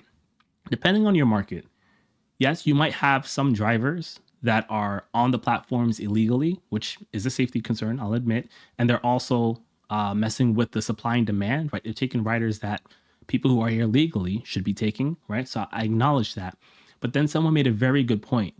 And they said that disproportionately, there are going to be more illegals who are taking rides, as in they're paying for Uber and Lyft to go places, than there are on the platform using it, right? So yes, if we were to round up all the illegal immigrants who are here illegally and ship them all away, the pool of customers would shrink, right? So yes, the pool of illegal immigrants who are driving on the platforms would shrink, but that would be a smaller pool than the amount of people who use those platforms to get to school, to get to work, to do what they do. And if you're okay with that, fine, whatever. I'm not here to argue on that basis, but if Miami has a bunch of illegal immigrants that are causing these surges, that are going places, that are your passengers, you'll be losing them too, right? And if that's what you want, that's fine. But you gotta factor that in.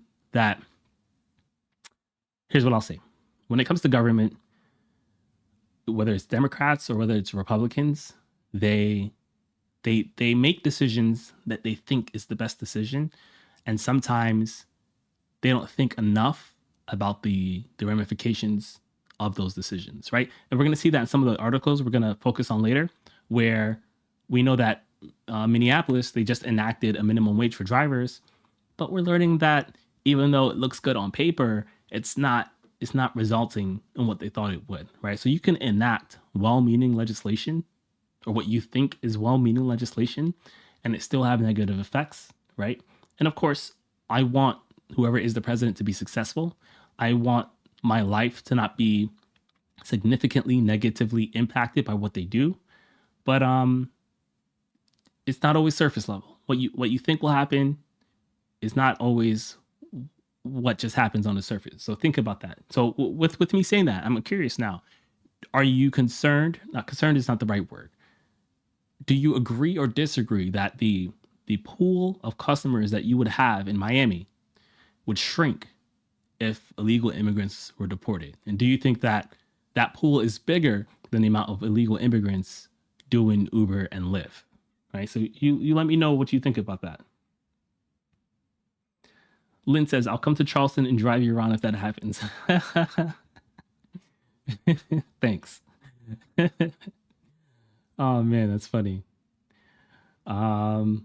Let's get back to the next story. I'm gonna put it in my to-do list to reach out to that lady. I don't want to forget. So hold on, give me a second, guys. Reach out to lady in Chicago let's do it at 9 p.m. I'm sure the stream will be over by then. All right. So that's there.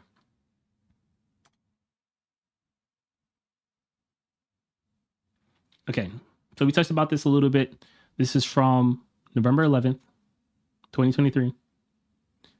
2023 or 2024. We're not going through this. I thought this was a recent story. I'm pretty sure there is a recent story though. Uber revamping deactivation process. I want to give you guys old news. We can go over here. More search tools, and we'll sort by past here. I don't want to read something directly from Uber.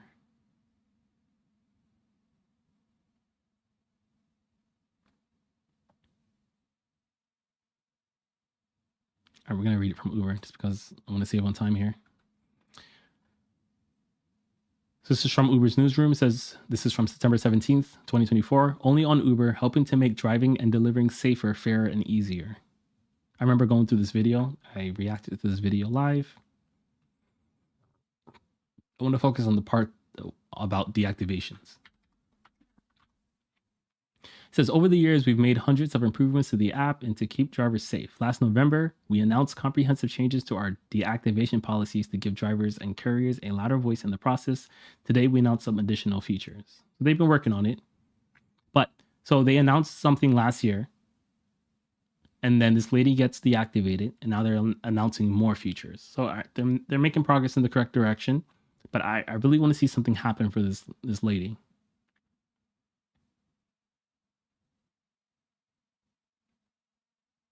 So encouraging better behavior from riders, restaurants, and customers. We're stepping up our efforts to encourage better on-trip behavior from riders. If a driver reports a rider for rude or inappropriate behavior, we'll soon send the rider a warning. This isn't going to help her. We'll also be sharing important information with delivery customers, restaurants. It's not going to help her. Choosing to block riders. That's not going to help her. Getting alerts and sharing info when your account is at risk. This might have helped her. So this is new. This happened after she was deactivated. It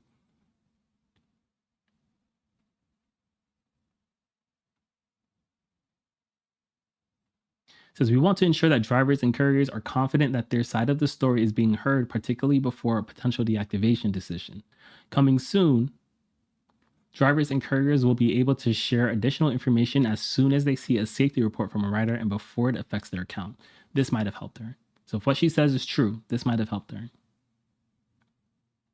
And what I hope she had a dash cam. If you're driving Uber and Lyft and you do not have a dash cam, that is the most important thing for you to purchase. Like next, get the cheapest one that you can get. If it's not great, you upgrade later, but you need to have a dash cam. And at minimum, and even though I have a dash cam, I still do this. I literally record my phone screen the entire time. Depending on the kind of phone you have, it might not be able to do it. You want to make sure you have enough space on your phone. But I have my dash cam and I record my phone screen the entire time. And I make sure phone screen recording is also recording the audio of like what's happening in the car. Now I don't record it for safety reasons. I record it for content reasons. Like if I want to make a video, show them my strategy, I can just pull up the recording and take B-roll from it. But it also doubles as safety, right? If a passenger is claiming that I spit on them and I don't have a dash cam, say dash cam messed up or she didn't have a dash cam, they're gonna, well, with Lyft, in my experience, all right, so I'll tell you about my experience. I was accused of locking a passenger in my car and being suggestive with them, like saying things that are like things you shouldn't say, inappropriate things. And what they did is, so that I don't know who the person is, because I dropped this person off, I know where they live. They said, here are 4 rides that I want you to send to me, right? Because I had a dash cam. So I sent them the 4 rides, and then they determined that I didn't do anything, right? So if that's what they would do with her, and she has her phone like screen recorded, and she has the audio recorded, you would think somewhere along the lines, if you spit on someone, you would hear like a verbal fight at minimum between the two, right? Video would obviously prove whether you did or didn't do it, but even having the screen recording is better than not having it. I think Uber now lets you record while driving, but the problem with that is they only hold on to the data for a certain amount of time. People can report you whenever they want, which is also problematic. So nice to see Uber is like doing something about it, but too late. This lady didn't get help. All right, so the next one, we're moving off of the Chicago story, and we are going to talk about the minimum wage for Uber and Lyft drivers take effect, and some other labor news. All right, so this is already in effect. This was written on November 29th. I believe the Uber and Lyft minimum pay increase happened December 1st. So we're going to quickly read the overview, and then we're going to see what drivers are saying about it.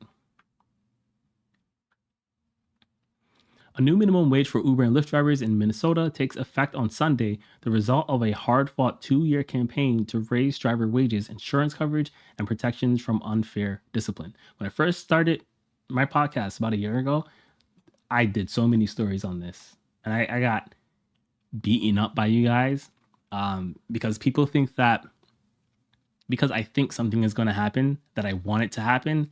And I believed, based off of the research I did, looking into this, looking into the average pay, looking into how they were trying to implement this, I said this would not be great. I said that, I maintained that, I got beat up for that position, and we are going to find out how it's going because it's live. It has happened. Drivers for transportation network companies will earn at least $1.28 per mile and 31 cents per minute on average for time spent driving passengers. Individual trips may pay less than the minimum rate, but if drivers don't earn the minimum rate on average over 2 weeks, ride-hail companies must pay the difference. This is where like people are having the biggest issue. This is an example of you went out, you fought for something, you thought it was gonna be great for you, but you did not think about the negative ramifications of how it could potentially be implemented and how that would affect you, right?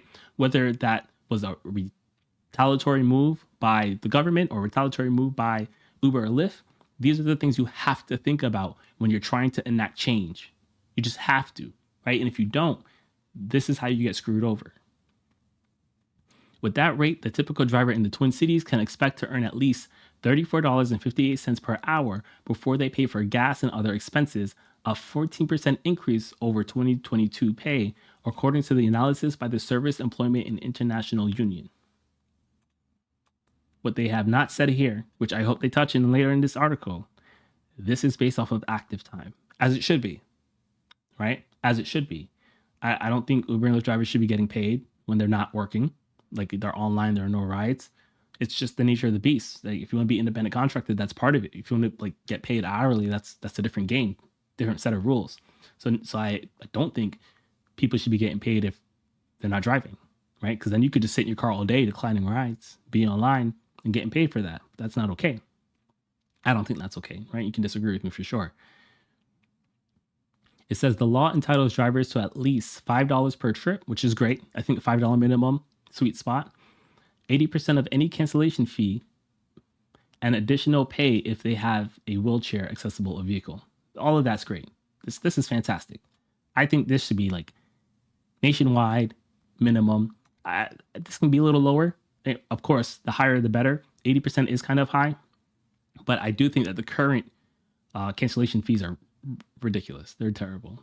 Terrible, terrible, terrible. $5 minimum per trip. Excellent. Excellent, man. I think that's fantastic. Customers in the Twin Cities metro area can expect to see about a 25% increase in pricing at first, according to an Uber spokeswoman, right?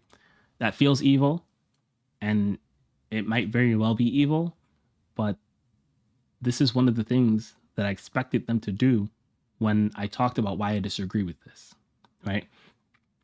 I noted that due to my loose understanding of supply and demand, if rides are more expensive, you're making more money per ride, but you're getting less rides, you might make less money overall, right? We saw a little bit of that in Seattle, and that was my expectation here, and we'll see whether I was right or wrong. It says Lauren, a full-time Uber and Lyft driver, said he's worried the higher prices might lead to a decrease in demand, but it's overall optimistic the law will increase pay, especially on longer rides. I just said that. I did not read this article beforehand. You got my real world reaction, and we're on the same boat, right? He's being optimistic, and that's fine. I don't mind optimism. Do think he's right. Longer rides are going to pay better. That's fine. But what I suspect is going to happen, because it's over a 2-week time period, he might take rides that pay less than what they're supposed to pay, and then his long rides paid so well that it makes up for the difference. And he would make more money if that rule was applied per ride instead of every 2 weeks. So they're going to be shortchanged here. It's like, if it happens to where you're not paid very well for a period of time within those 2 weeks, but then you take a very good ride, it's like $50 per hour, you're subsidizing your own bad rides.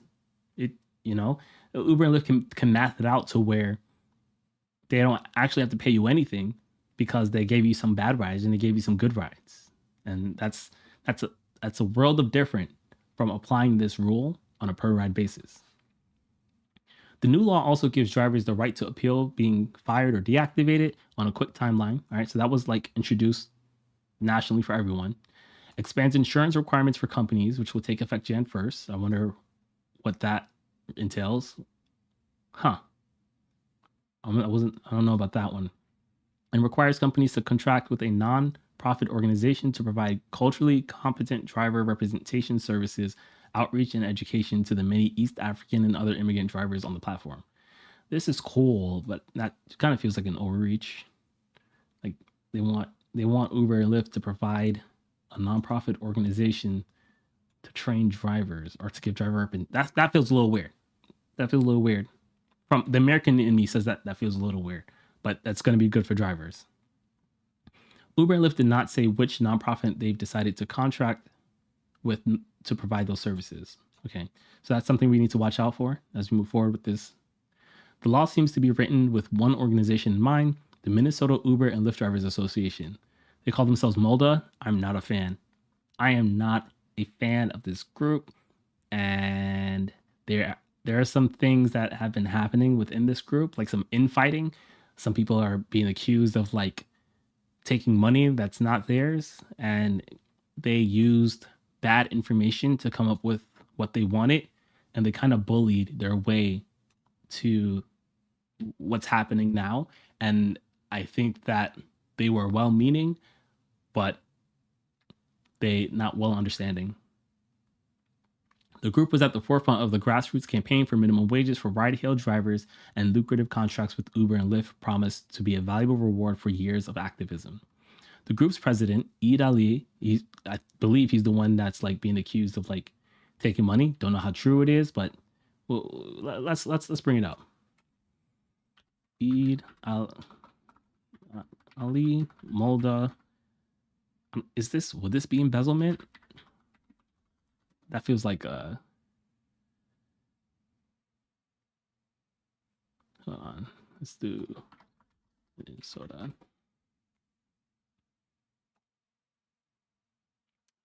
Um, Rideshare.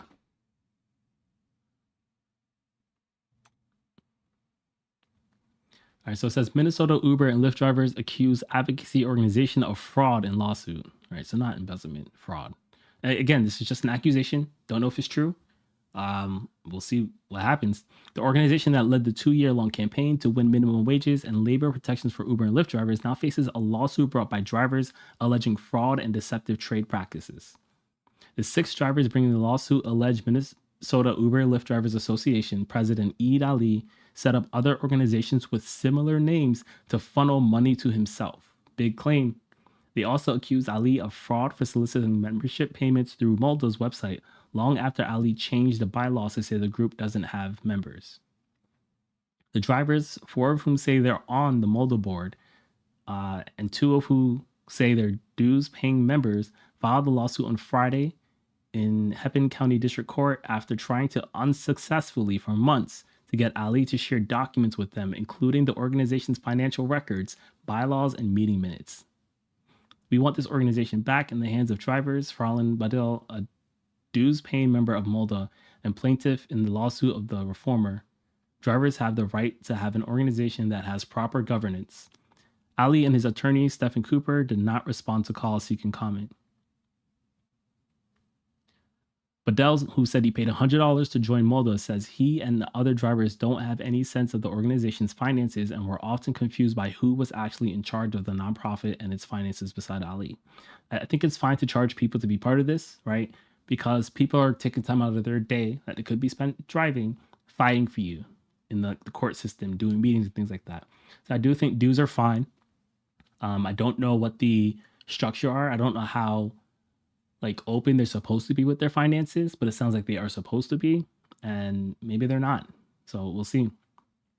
Ali served as the public face and behind the scenes negotiator in the effort to make Minnesota one of the first states to enact minimum pay rates for Uber and Lyft drivers, not the first, as well as greater pay transparency, protections against unfair terminations, and insurance that covers being assaulted on the job.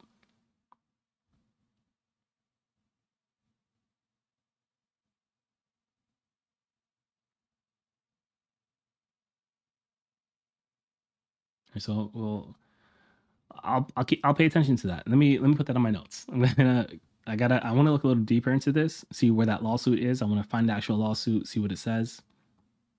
Look into Molda money lawsuit. All right, so we'll look into that. Let's go back.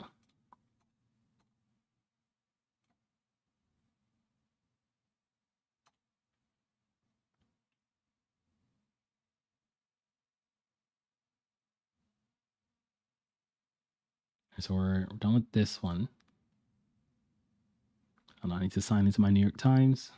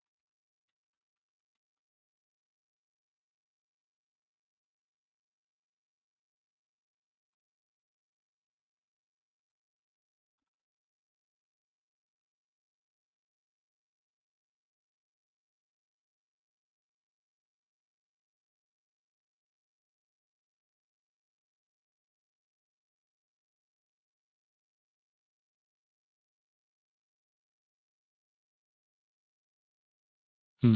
Hold on. Here it is. Okay. No, I don't think this is it actually. Not it.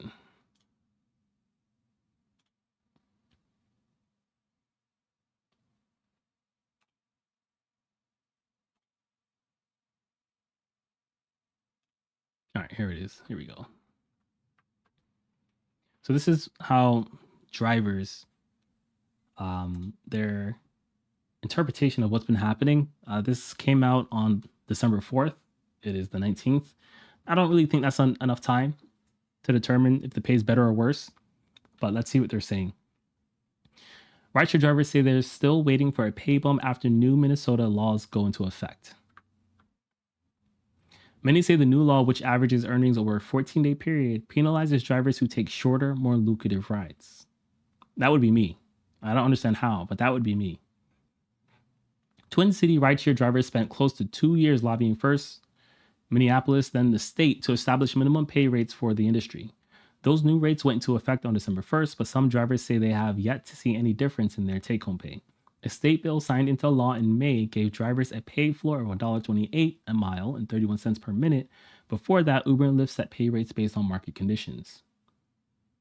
I don't mind a rate card. This isn't the way to do it. The rideshare giants were so concerned about a Minneapolis ordinance setting an even higher minimum wage that they threatened to leave the state before a last-minute deal in the legislature overrode the Minneapolis rates. Now that the new law is finally in effect, some drivers who pick up rides at the Minneapolis-St. Paul International Airport said the fine print will lead them to make less overall for certain rides. I'm a little biased. I think taking interpretations from airport drivers is the best group of people to take them from. If you make money with the airport, that's fine. I just don't think the airport's the best place to make money. Nothing's different. Nobody said we have a little bit more money now. All right. So is he saying that it's more now? Nothing's different. Nobody said we have a little bit more money now. Nobody said we have a little. Okay. So nothing has changed. No one is saying that this has improved their income. According to him, during the last few days of November, rideshare drivers at the parking lot near the airport were excited about the upcoming change, but that excitement turned into confusion when they didn't see an increase in their daily earnings. That frustration has led drivers like Omot, who has only been driving for 7 months in Minnesota, to consider leaving the industry. According to the Uber website, the minimum compensation for drivers is $5 per ride. I'm gonna be honest with you. Sometimes I take $3 rides. If I have like a challenge or something like that, I'll do it. Because of that minimum compensation guarantee, the profit is typically better for shorter rides. That leads some drivers to avoid long trips outside the metro, where it can be difficult to pick up rides on the return trip. All right, so everything's making sense so far. Is this? We thought that it was going to get better, but nothing's getting better. Every day is the same circle. Were you expecting come December 1st to start seeing more money on per ride? That's the whole thing we fight the last more than 2 years. And when we said that December 1st, we was expected to see the higher pay. But right now, I think so. Maybe it's worse. To be honest with you, today I pick up someone from here to Riffles. I mean, it was almost 42 miles. And when I asked, she got charged $122. And I got paid $52. The new pay rate. No, I don't feel good with it. It's right now. Why? Because it's supposed to be this month they told me, say, we're going to be a little bit go up, right? But we don't get that much. It's 45 miles. I'm gonna go back. No, I don't feel. I'm gonna go back here. She got charged $122 2 mile. 42 miles. Let me get my calculator. 42 miles. And they're supposed to be paid, I think it was $1.42 or something like that. I'm gonna put 1.5. And when I asked, she got charged $122. And I got paid I gotta be specific. Okay.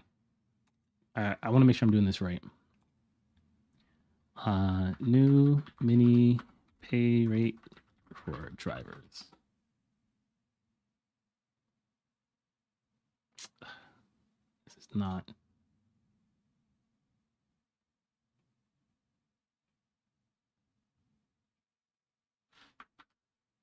I know it's 1.4. I don't remember the mile. 1.28. Oh. All right, so 1.28. He said it was 44 miles.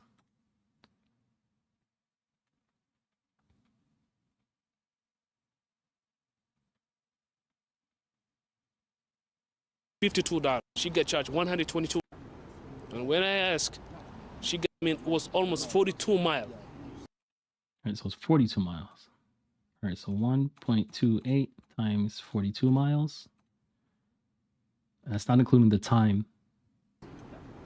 And when I ask, so we didn't even include the time, and we're already at $53.76. He doesn't really tell us the time, but it sounds like he was underpaid what he was supposed to be paid for that ride. she get charged $122. And I got paid $52. The new pay rate. No, I don't feel good really. It's right now. Why? Because it's supposed to be this month is, they told me, say, we're gonna be a little bit go up, right? But we don't get that much. It's 45 miles, they pay me $35. We're expecting to get it better paid. And this all drivers was expecting to get it better paid. And you know, this bill takes time, almost 2 years. We put time. We do a lot of efforts, you know. And the thing is, today, where we ended up, is everybody's get shocked, you know what I mean? That's kind of, that's one of the scary things.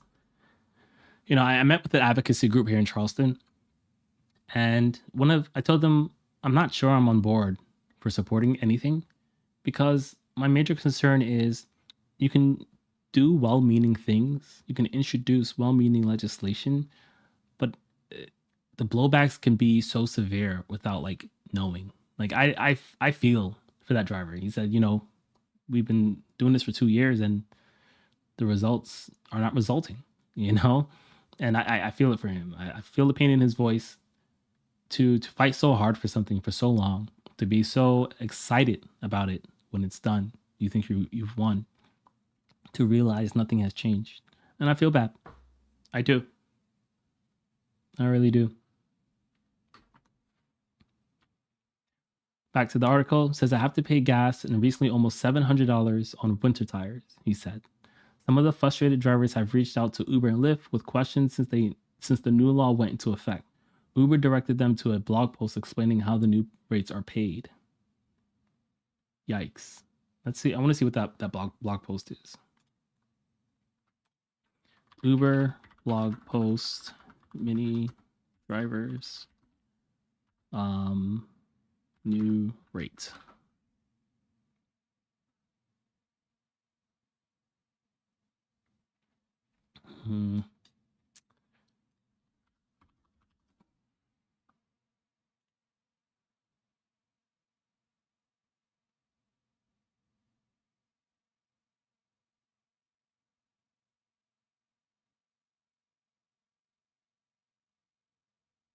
Here it is. Minnesota State TNC driver compensation policy. Effective December 1st, 2024, in accordance with Minnesota law, below, please find Uber's Minnesota's TNC driver compensation policy. This policy is also available at the bottom of this page in different languages. All right, I'm not going to reread the things that we know. All right, it says, if applicable, an additional 91 cents per mile for any transportation of a rider by a driver and a qualifying wheelchair accessible vehicle, regardless of whether a wheelchair securement device is used. Okay, that's kind of cool.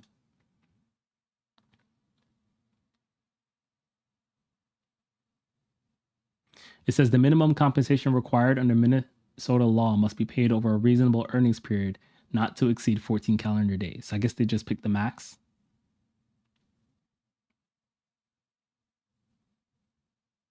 Any gratuities received by TNC driver from a rider are not included as part of the minimum compensation required by Minnesota law. That's good.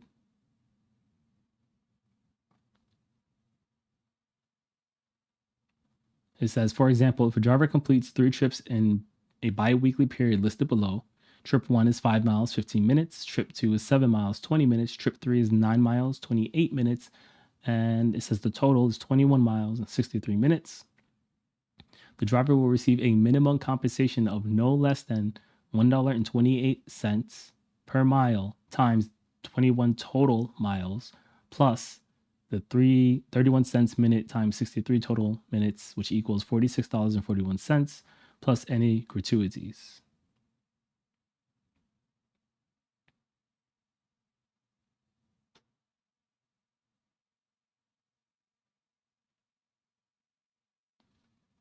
I'm gonna take these values and I wanna play around with them a little bit.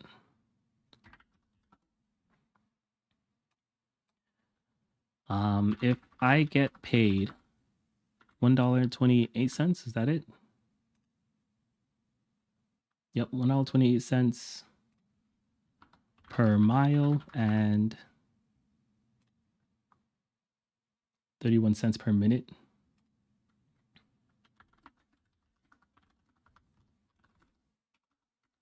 What would my pay be for these trips?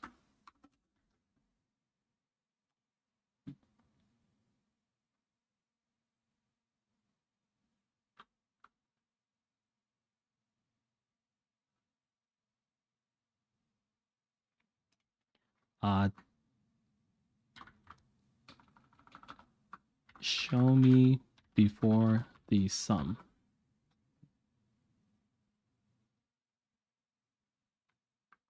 All right, so trip one would have been $11.05. Trip two, 15, 16. Trip three would be 2020. Add them together.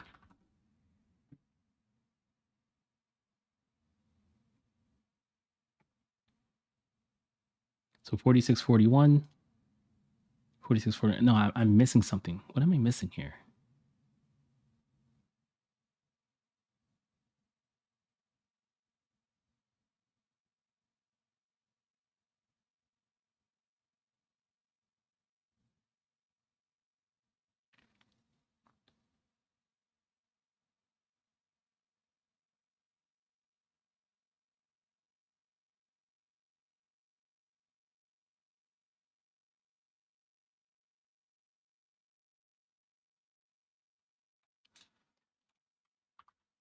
If the minimum is only applied to the total, can this be taken advantage of?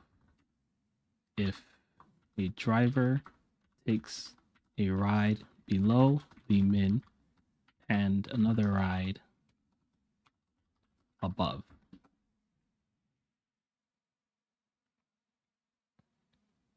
Says you're absolutely right. This could be taken advantage of. Here's how. Let's say the minimum pay per ride is $5. Very short ride, only 1 mile and takes 5 minutes. The earnings would be $2.83. This would be below the minimum. The longer ride would be 10 miles, 25 minutes. So that would be $20.55. This would be above the minimum.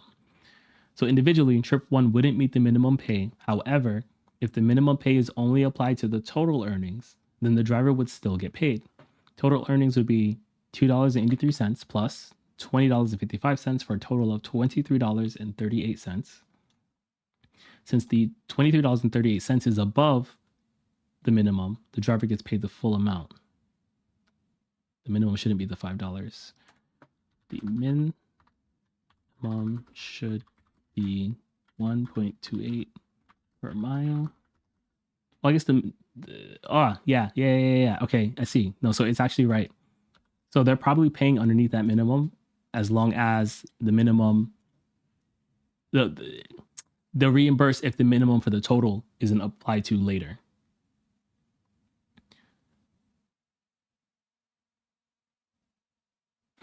Okay. But it's all a matter of when they're applying the minimum, because they're applying the minimum to the total instead of to the individual ride. If they were applying it individually, you'll come out making more money because there are going to be scenarios in which you're probably just subsidizing yourself, which sounds disgusting. Like, how can you subsidize yourself? It's not. I'm not a fan. I'm not a fan of how this was implemented. They definitely took advantage of them. All right, we're gonna move on. Actually, no. Let me make sure I finish reading that. See if there's anything else here.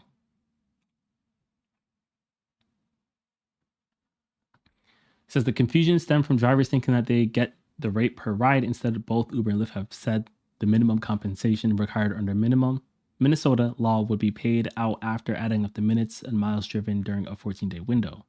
Trips driven where the drivers made more than the minimum rate could be used to average out the trips where they made less than the new rate. So that's pretty much what we just did. That's the math we just went through. If you've earned less than the required minimum compensation for the earnings period, you will be paid an additional sum accounting for the difference in your earnings and the minimum compensation. At least to get that, right? Kind of. It's set up in a way that is like it protects you if you're a really bad driver, but it doesn't protect you if you're a good driver. And they probably set it in a way that it's not much of a difference.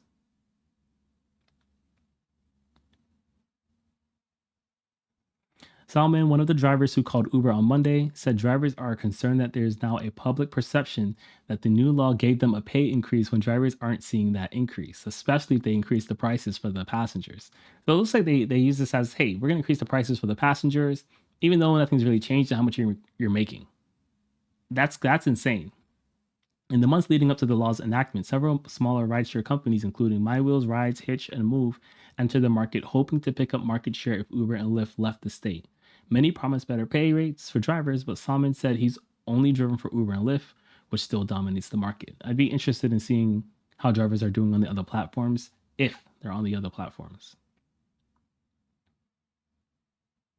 He says they might pay more. He set up the smaller rideshare companies, but it'll take way longer to get a ride, which typically true. Typically true. All right, let's see what we're going to cover next. Well, of course, do our best to keep updated with that. See how drivers are feeling. It might take more time. It's barely been 2 weeks since it's been implemented. We'll see. There, I think this is a Reddit post. Yeah, this is Reddit. Let's see what people are saying. These aren't necessarily drivers. These are people who live in Minnesota or Minneapolis. This person says the important paragraph is here. The confusion stemmed from drivers thinking that they get the rate per ride.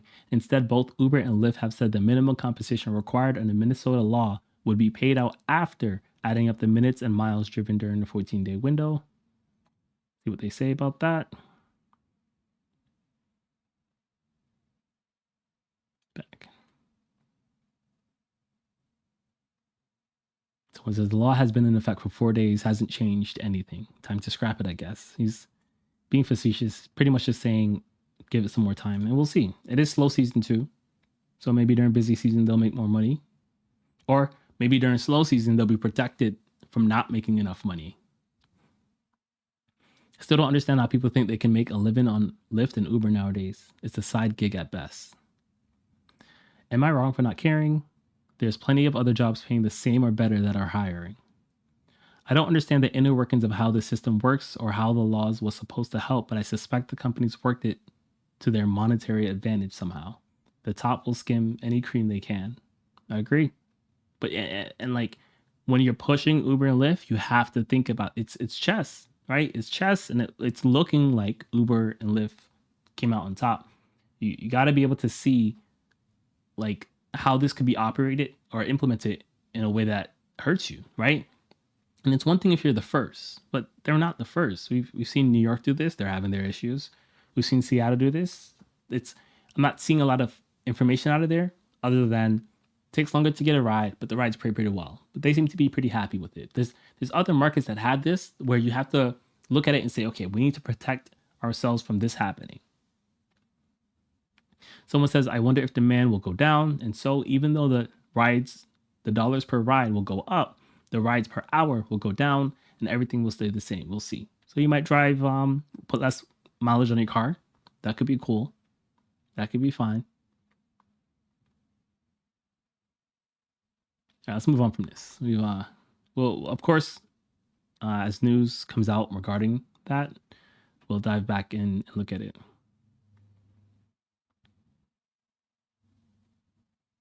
So this is related, but not specifically to the city.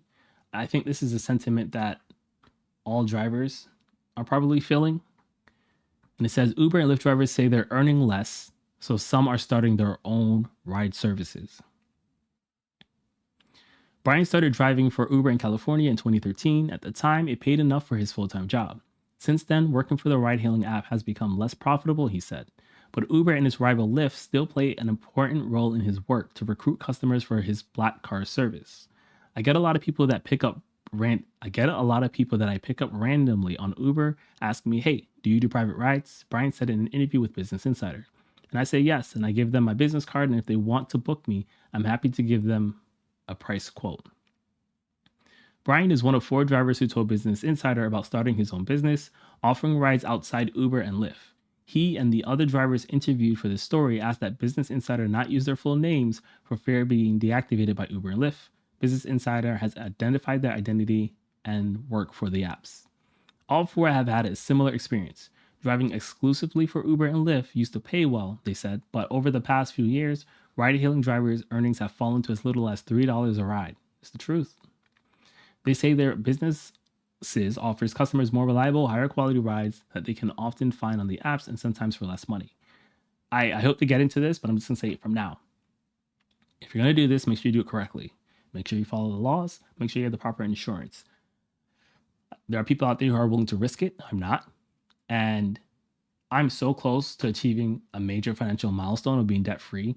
It would suck if someone sued me for 250 grand because I got into an accident and I didn't have proper insurance. That would set me back for years. And it's not worth the risk for me. You do you. My advice is do it as properly as possible. About half of Brian's trips come from his list of private clients, he told BI. The other rides he still finds on Uber and Lyft, mostly to fill in what some drivers call dead miles. Distance driven to get to or from a ride, which apps don't compensate drivers for. They do. It's just not well compensated, but they do. A trip for a private client could involve picking someone up at 3:30 a.m., going to the airport, or driving to and from a baseball game on the weekend. Those trips tend to make him more money than similar routes on the apps. True. Since Uber and Lyft aren't taking a share of the fare. Unlike his experience with the apps, he's gotten to know many of the people he drives for, which he said helps generate repeat businesses and gets him new customers. I won't advertise, but someone will post me on the Nextdoor app like, "Hey, this driver is good, reliable, his prices are reasonable." When Business Insider asked whether drivers can pitch their own businesses while on a trip for Uber, an Uber spokesperson said the app's drivers are independent contractors. The spokesperson also referenced company statistics that Uber drivers make more than $30 an hour while active on the app. So I want to be super clear here because I don't want you guys getting in trouble. It is okay to convert a passenger to your private business, but you cannot cancel the ride to do it. Oh no, I want to be super clear, right? First of all, you can do whatever you want, right? It's not that you can and can't. It is against Uber and Lyft's terms of service for you to accept a ride, drive to the location, say, "Hey, I want to cancel this ride and do this ride instead for cash." That is against their terms of service, right? It doesn't break any laws to do that. It's not anti-competitive. It's their terms of service. The correct way to do this, if you have the proper documentation to do this, is you pick someone up on Uber, you tell them about your business, and you tell them that maybe your next ride, I'll come and get you, right? Depending on where you live, you have to schedule the ride, do certain things, whatever. But don't let people confuse you and make you think that it is okay to cancel a ride and take cash or Square or whatever from a passenger. Your Uber and Lyft account can be deactivated as a result. It's in the TOS. Like I read the TOS. It's there. So if you want to take that risk, it's on you. You're an adult, do you?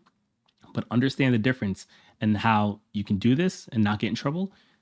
and do this and get in trouble. That's why when they were talking to the Uber rep, they didn't say no. They pretty much just said an Uber spokesperson said the app's drivers are independent contractors. The spokesperson also referenced company statistics that Uber drivers make more than $30 an hour while active on the app.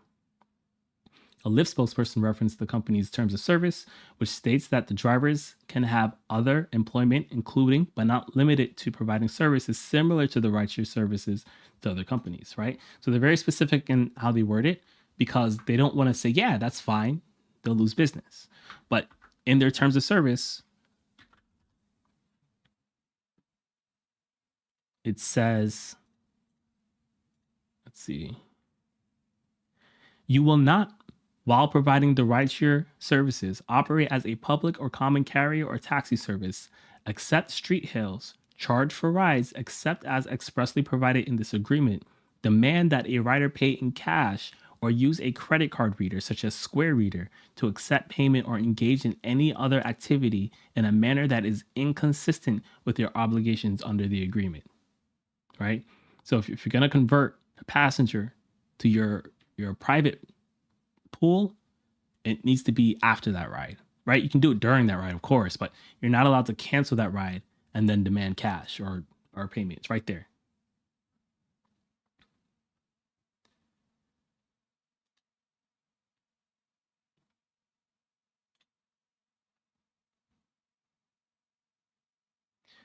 Oh man. I didn't realize we were going to talk about the rideshare professor. It says Torsten, a ride-hailing driver and YouTuber who makes videos about the industry, said he's noticed more drivers trying to develop their own business over the past year and a half. That's true.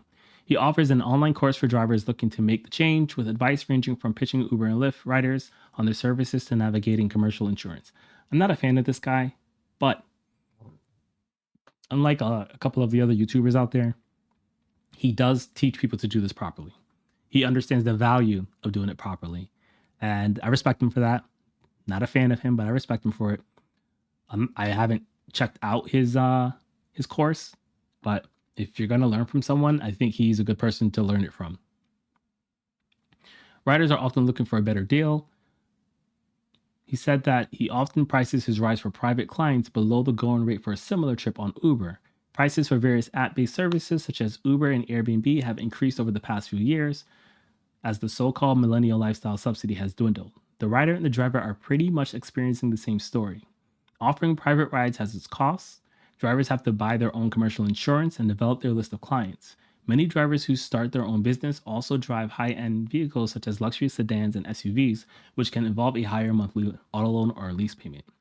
I want to show you guys something that Buddha, he was in chat earlier, don't know if he's still here, but he shared how Uber is starting to offer people more money if they have their own commercial insurance. I'm going to pull it up for you.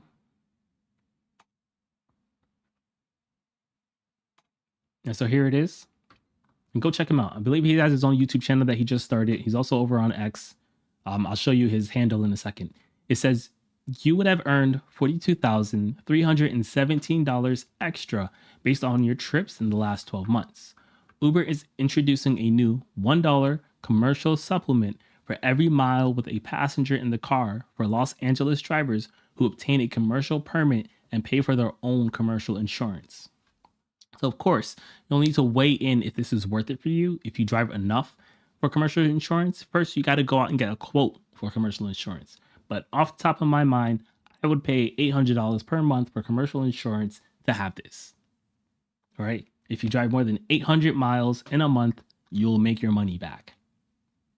And I do that. I can do that in a week. There's sometimes I can do that in a day if I'm taking long rides. All right, so you get to bring your own commercial permit and commercial auto insurance. California law requires that rideshare drivers have specific insurance with high miles or high limits and extra coverage required by California laws. So there has been, and I pushed this for a long time. I pushed this before it was popular, where, you know, Uber noticed that, or Uber has said that a large chunk of the costs associated with the payment is from insurance. And I'm like, all right, I think insurance is a good thing to jump on, where we can with Uber and with Lyft fight against the insurance companies. The problem is the government mandates these companies require a certain level of insurance. I think the level is too high. And when you get government involved, like student loans is a very good example. Student loans are given out by the government. Because of that, universities, who are government owned, are able to set prices in accordance with that, which is what has caused the prices of school to inflate. So very similar here is government is mandating that these companies have to have a certain insurance, and no matter how much that insurance costs, you have to pay it, right? So these insurance companies can, and I don't know if they're doing this on purpose. I don't know if it's because accidents are actually happening. I'm not really, I haven't taken a deep dive into their books, but Uber has said that these insurance companies are charging rates that are significantly higher than any other TNC provider, right? Taxis and things like that. And it could be because rideshare drivers crash more often. That could be it. But I'd want to see that data. And I have maintained that I've wanted this for a while, even before this popped up, that I would like the ability to pay for my own commercial insurance so that Uber and Lyft isn't taking a cut of insurance. I think that that's cool. I think we should have the chance to do this. What worries me about how they're phrasing this is that it's supplement. It's not replacing it completely. They'll still take some, which is a problem for me. But I like where this is going, and we should push for this. We should definitely push for this. So Buddha shared this with us. His handle is at Hustlin' Buddha over on X. I'm just gonna go ahead and I'm gonna paste it in chat. All right, so that's his link. I'm also gonna paste my link if you want to come on X and argue with me about stuff. I'm always down to like have debates. Just be respectful and focus on the argument. Like I have a list of rules right here. It's pinned. Like, to foster engaging and productive conversations, please consider the following guidelines: avoid personal attacks. 2, answer questions directly. A lot of people like to not answer questions and it stalls like debates. Don't misrepresent my points. Right? If I said it, I said it. If I didn't say it, I didn't say it. If you need clarity, that's fine. Seek clarity before you make assumptions. Like these are the only 3 things that I ask. So come and follow. And I'll also put the drivers coast to coast in here. I was talking about them earlier. They do like their podcast on Mondays at 7 p.m. EST. So you can check them out too. But let's get back to the story. Actually, I'm going to take a quick break. I got to use the bathroom, guys. And I knew it was going to be a long stream, and I knew I would have to do this. So I'll be right back.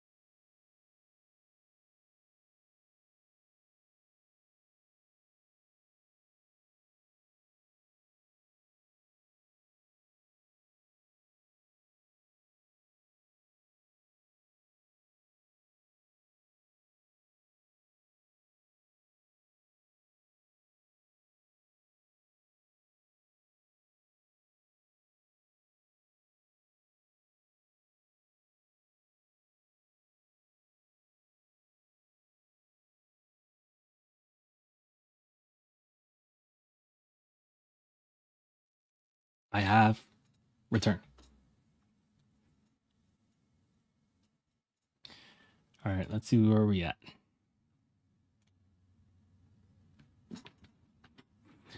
I continue with this private ride business stuff. Offering private rides has its costs. Drivers have to buy their own commercial insurance and develop their list of clients.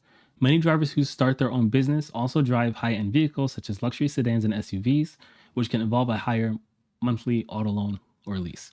So I've considered doing this myself, and ultimately decided it's not for me. I'll explain why. So, one, I don't know how rare this is, but in my city there is no like a black XL option. You can't order a Lyft Black XL or an Uber Black XL or whatever Uber's version of it is.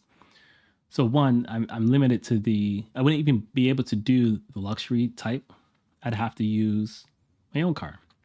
And for Charleston, I would have to get a different license plate, a commercial license plate. And with that commercial license plate, I can't use that in my city on Uber and Lyft. I know some other cities are different. So I would have to have a second car in order to take private rides the correct way, right? And I do. I could use my wife's car, right? I could.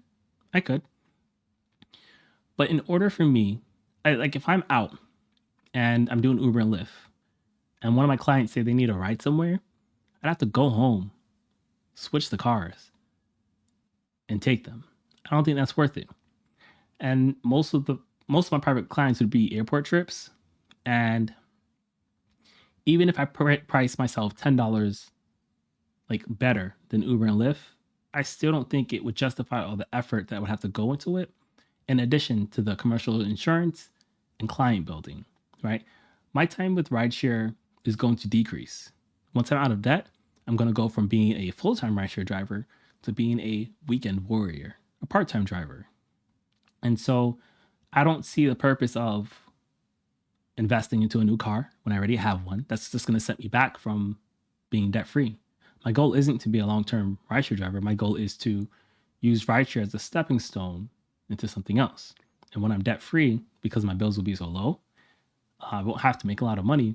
I'll be able to pay my bills by working the weekends. In fact, I'll be able to pay my bills with just my YouTube money, which will free me up to go and chase the thing I want to go and chase, right? For me, it's being a full-time YouTuber.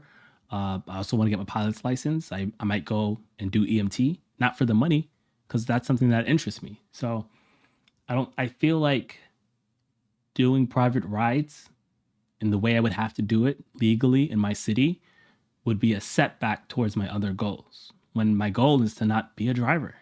So for me, it's not worth it. If your long-term goal is to be a driver, I don't think that's the best thing to do. The problem is that you can only make money when you're sitting in the seat, and you should find a way to make money like a little more passively. But if that's your thing, right? The way I live my life isn't for everyone. If that's what you want, then you should do this. Just do it smartly. Don't use debt.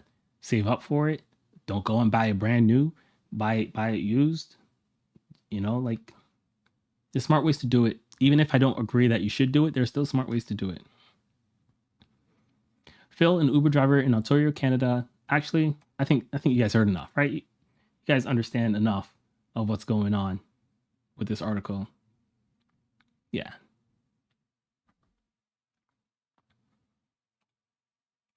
So let's see what else we got in this category.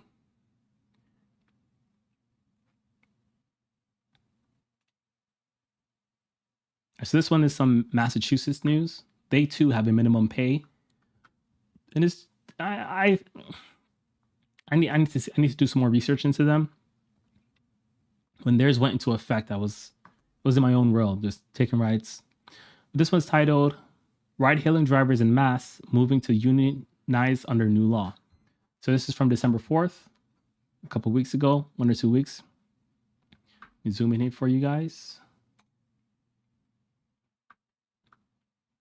It says labor organizers say they have the required number of signatures from Uber and Lyft drivers in Massachusetts to take the next step to form a union. Now, for the rest of the world, or rest of America, I should say, drivers can't really unionize because we're independent contractors. But I think there is some law. Let's keep reading, because like I said, I'm kind of behind on this one, but maybe this article will spell it out for us. It says voters approved a ballot initiative giving ride-hail drivers the right to collectively bargain last month. The measure requires a two-step process to organize drivers. After 5% of drivers agree to form a union, an organization group will be given a full list of active drivers in the state. An exclusive bargaining unit can be established with the support of 25 of all active drivers. Okay, red flags. Red flags. All right, so first of all, whether you agree or disagree that we should have unions, 5% of drivers, all you need is 5% of drivers' signatures to form a union. That's not enough. I don't think that's enough. That's nothing. That's nothing.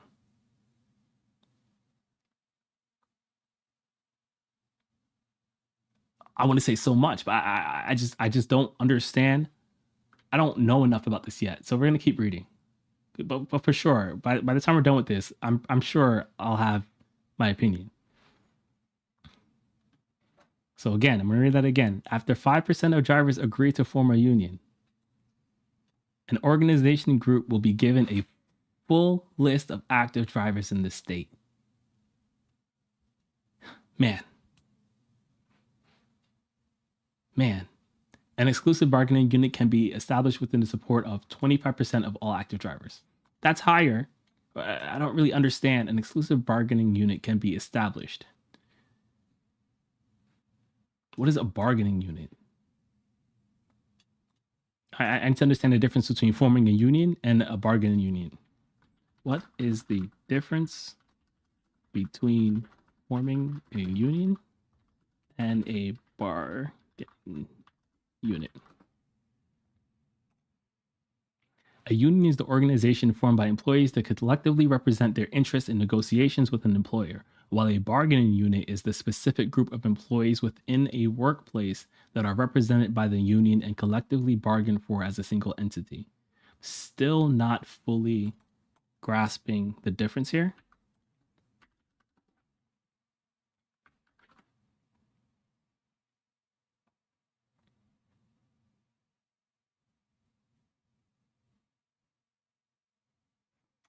Let's get more specific. Explain in the context of mass. New change, I guess. Oops, sorry. Nope.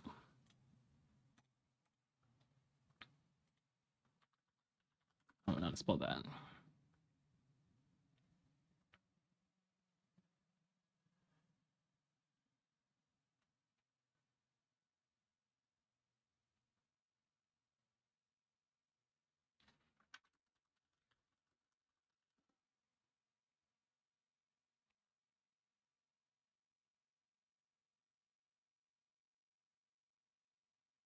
Okay, I'm just gonna keep reading. Hopefully it becomes more clear as we go.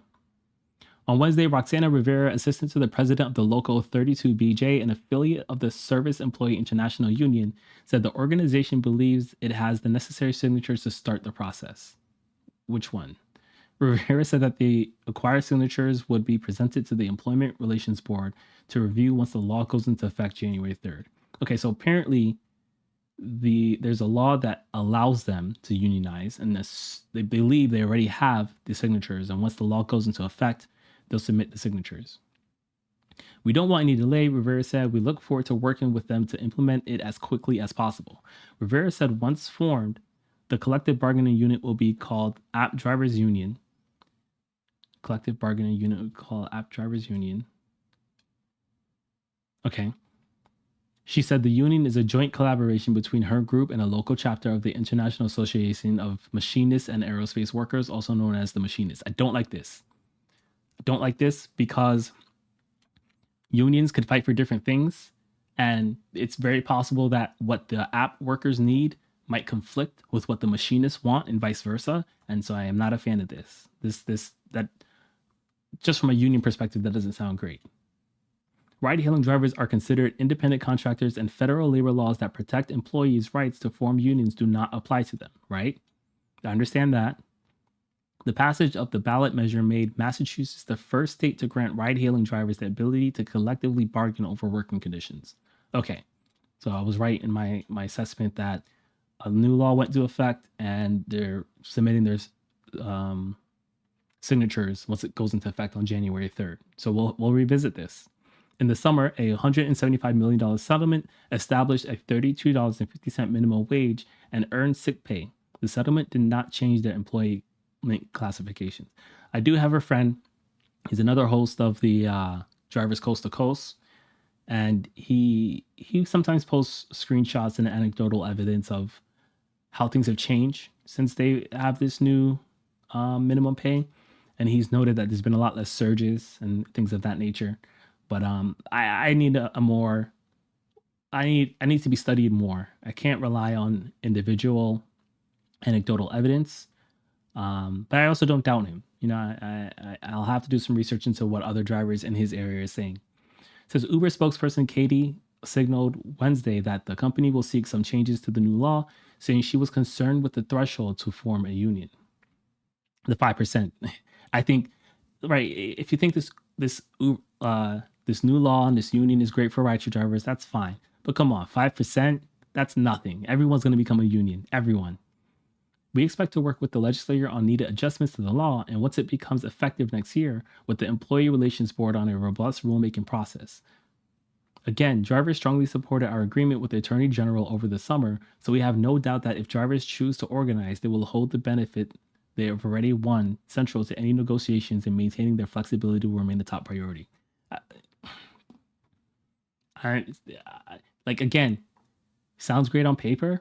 I'm worried about the execution. Just like in Minnesota, I am worried about the execution. I'm concerned. So we'll definitely have to do some follow up on this story. Maybe I'll talk to Matt about this. All right, on to the next. Lyft urges Chicago riders to ask City Hall to reject new tax. So we'll circle back to Chicago for a little bit. This is the last one in this category. Lyft is asking its customers in Chicago to urge the city's council to reject a proposed tax on rideshare in the downtown zone during the weekend, marking the latest hurdle as Mayor Brandon Johnson races to close a nearly $1 billion deficit by end of year. Lyft Inc. is asking its customers in Chicago to urge the city's council to reject a proposed tax on rideshares in the downtown zone during the weekend.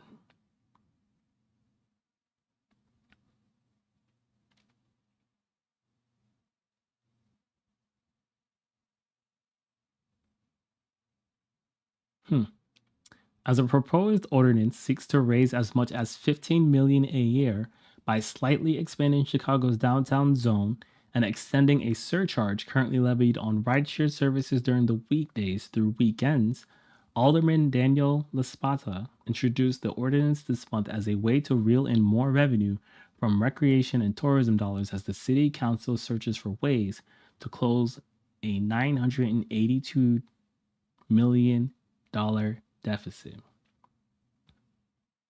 Have they tried spending less money? The Chicago City Council is considering another tax on rideshare, according to an email Lyft sent to Chicago riders on Thursday. If passed, riders like you may face price increases on top of high cost of living and inflation. This is the last thing riders in Chicago need. A spokesperson, I'm sorry, I can't even move on until I figure out why there's such a big deficit. New chat. Why? Break down why Chicago has a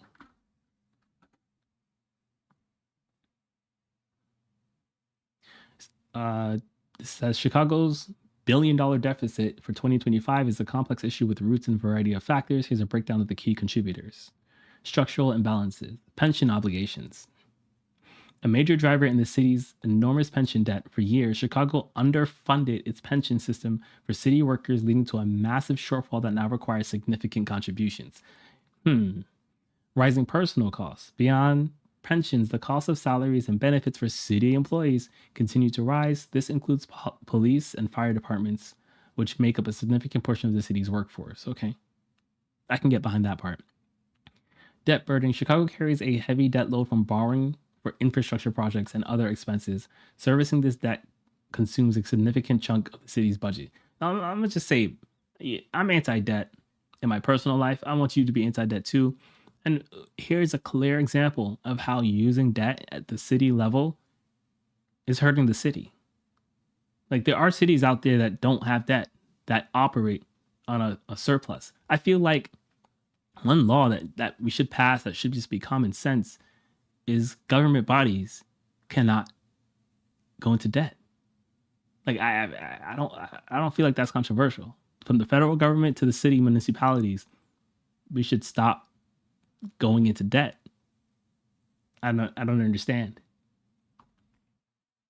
So number 2 says it has revenue challenges, lower than expected corporate tax revenue. The cities anticipated higher corporate tax revenue, but economic conditions haven't delivered as expected.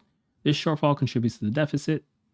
Property taxes. While property taxes are a major source of revenue for Chicago, there's political resistance to raising them further, limiting the city's ability to increase income this way.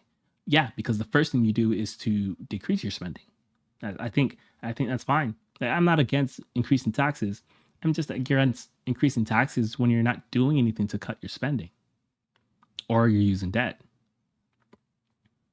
Over reliance on one-time revenues. Chicago has sometimes relied on one-time revenues like selling assets or using federal aid to balance its budgets. This isn't sustainable and creates future problems. So yeah.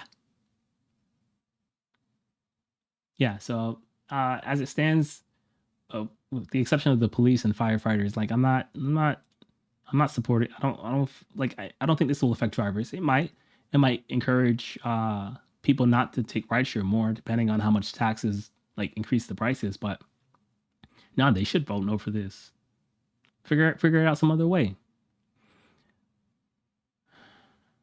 Again, drivers strongly supported our agreement with the Attorney General over the summer, so we have no doubt that if drivers choose to organize on the benefit. All right, this is the wrong article. Sorry. This is where we're at. The Chicago City Council is considering another tax on rideshare, according to an email from Lyft. If passed, riders like you may face price increases on top of high costs of living and inflation. This is the last thing riders in Chicago need. A spokeswoman for the city's budget department, Lakeisha Gage Woodard, declined to comment on the proposed ordinance or Lyft's stance, given the city is in the midst of budget negotiations. I'm not going to comment on this thing because we're in the middle of budget negotiations. Okay. Lyft also urged riders on Thursday to send emails to their aldermen through a website the company created and urged lawmakers to reject the proposal if it comes up for a vote. The proposed ordinance has been referred to by the City Council's Finance Committee. More than 2,000 emails have been sent to City Hall through this process as of Friday morning, according to a Lyft representative. That's cool. Well, I think that, this specific conversation aside, I think that first of all, let me say that Lyft and Uber have done things that take advantage of drivers. I'm not negating that. But I think that if there are issues where Uber and Lyft drivers can combine forces with Uber and Lyft, those are issues that we should take care of first, because they're going to be the easiest issues to address. And for me, it's that the insurance, right? Both Uber and Lyft have made it a point to specifically show us how much is going towards insurance, because they want to highlight that as the problem in the circle, right? And if we both attack that and figure out a way that we either make it cheaper or we can provide our own insurance, that's a win for everyone involved, except the insurance company. Screw them, right? And again, not negating the evilness that they do to us, I think that it's okay. I think that this is an issue that Chicago drivers, Chicago passengers, Uber and Lyft as companies should all get together and say, nah, we're not responsible for paying for your debt. You did that. You're mismanaging the city. And if you don't fix your mismanagement habits, then what's to say that you don't continue to mismanage it? Like, no, you got to figure out how do you fix that. Man, this reminds me of the federal government. So yeah, that's my standpoint on that. Let's we're gonna move on. We're gonna get out of this category. The next thing we're gonna focus on is some crime. I said it earlier. Usually I don't do too much crime, but I think that because I don't want to scare people from doing Uber and Lyft. I think that the potential of something negative happening to you is very low. So the goal of this is not to scare you. but the goal is to make you aware. I think being aware is important, and I am going to start sharing some of these stories that pop up, following them, and I'll do my best to do them at the end of the podcast, because I know some people don't want to hear about them, but I'm going to do them regardless. So this first one we're going to talk about is this 19-year-old accused of stabbing a Lyft driver in Frisco. I think that's in California. I'm probably wrong. Texas. Definitely wrong. It happened just before 6 p.m. on Monday at the Legends at Legacy Apartment Complex on Legacy Drive. Officers found the Lyft driver in the parking lot with a deep cut on his neck. Despite his serious injury, he was able to tell them that the suspect was his customer. Several hours later, officers spotted the Lyft driver's stolen car while patrolling near the intersection of Highway 423 and Highway 380. They tried to pull the vehicle over, but the driver took off. Wait, hold on. Dang, he stabbed him and stole his car. Okay. Officers from several departments helped to chase and capture the suspect, who was identified as 19-year-old Antoine Williams of Frisco. Williams is now facing charges of aggravated robbery and evading arrest. He also had an outstanding warrant for allegedly encouraging a child to perform an act on him. Okay. The victim was taken to the hospital with life-threatening injuries. He's reportedly now stable thanks to the quick actions of the responding officers. Happy he was able to make it out alive. We are very fortunate for the quick and skilled response of our officers, members of the Frisco Fire Department, and the hospital's medical team, which clearly saved the life of this victim. I wonder if he stabbed him just to save him. Like, oh, this is crazy, man. A Lyft spokesperson said they have permanently banned Williams from the platform. Thanks. I hope that's what you would do, and are helping police with the investigation. Okay, well, I think that's that. We'll move on to the next. Family of man killed in crash involving Uber is suing company and former driver. This is when that insurance comes into play. Let's see. I think there's a video. We gotta do some ads. So we'll wait a second. The family of a man who was killed when his Uber driver made an illegal turn and crashed into two other vehicles in Philadelphia is suing Uber and the driver.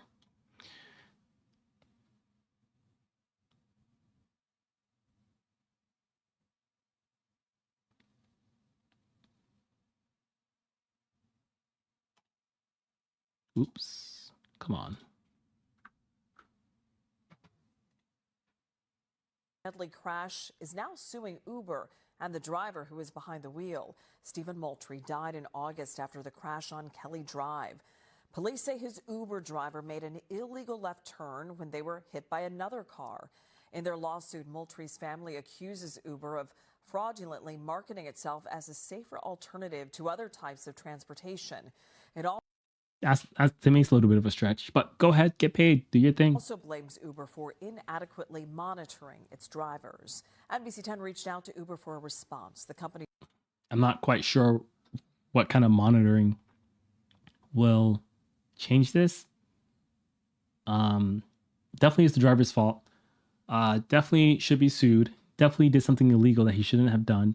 So I'm on board with all of that. It's unfortunate that someone lost a life as a result of this. So I'm on board with all of that.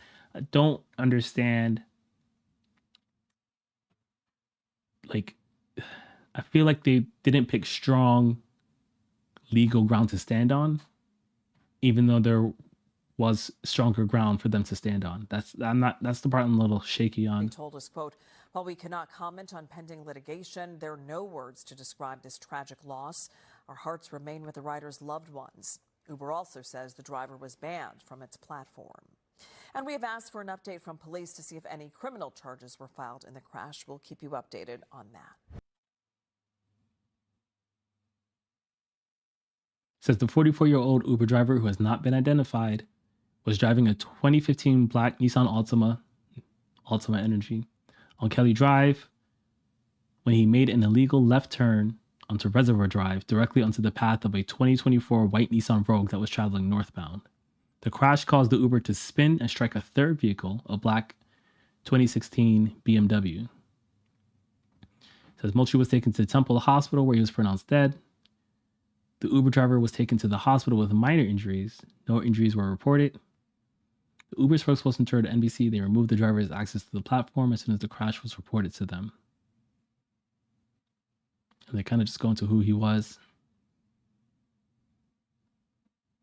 It's unfortunate. It's really unfortunate.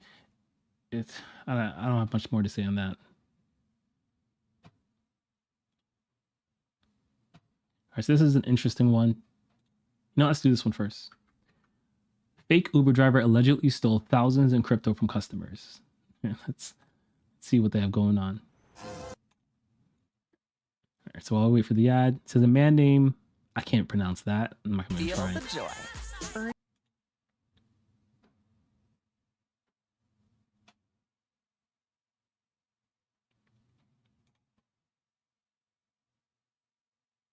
Okay. Felony charges after he allegedly posed as an Uber driver and then stole hundreds of thousands of dollars in cryptocurrency from customers by accessing their phones. Fox 10's Nicole Christine joins us live with details. This is a sophisticated crime, but in a way simple. It's amazing how quickly this guy was able to get that information off riders' phones. Yeah, it sure was. John and Christina, this is the scene where this was happening outside of the W in Scottsdale. And they say that I think that's Arizona. Hussein picked up two victims, one in March, one in October. They say he posed as an Uber driver, and then his secret motive, one that was sophisticated yet simple, as you said, John, was to steal over $200,000 combined in cryptocurrency. So wait, hold on. He stole $200,000 from two people? Is that what I'm hearing? Prosecutors say the alleged scheme started in both cases with Hussein calling out the names of his supposed Uber passengers. Once in the vehicle, court documents allege he had two different ways of getting the victims' phones, either by saying his was dead or by offering to help troubleshoot the Uber app. I'm sorry. If I can understand this more if this guy's the passenger. I don't understand this at all. I would never get into a Uber driver's car whose phone is dead. How are they going to take me home? You'd have to be really desperate to get home to deal with that, or just non-confrontational. But what kind of how am I going to get home if your phone is dead? And why is your phone dead if you're in a car?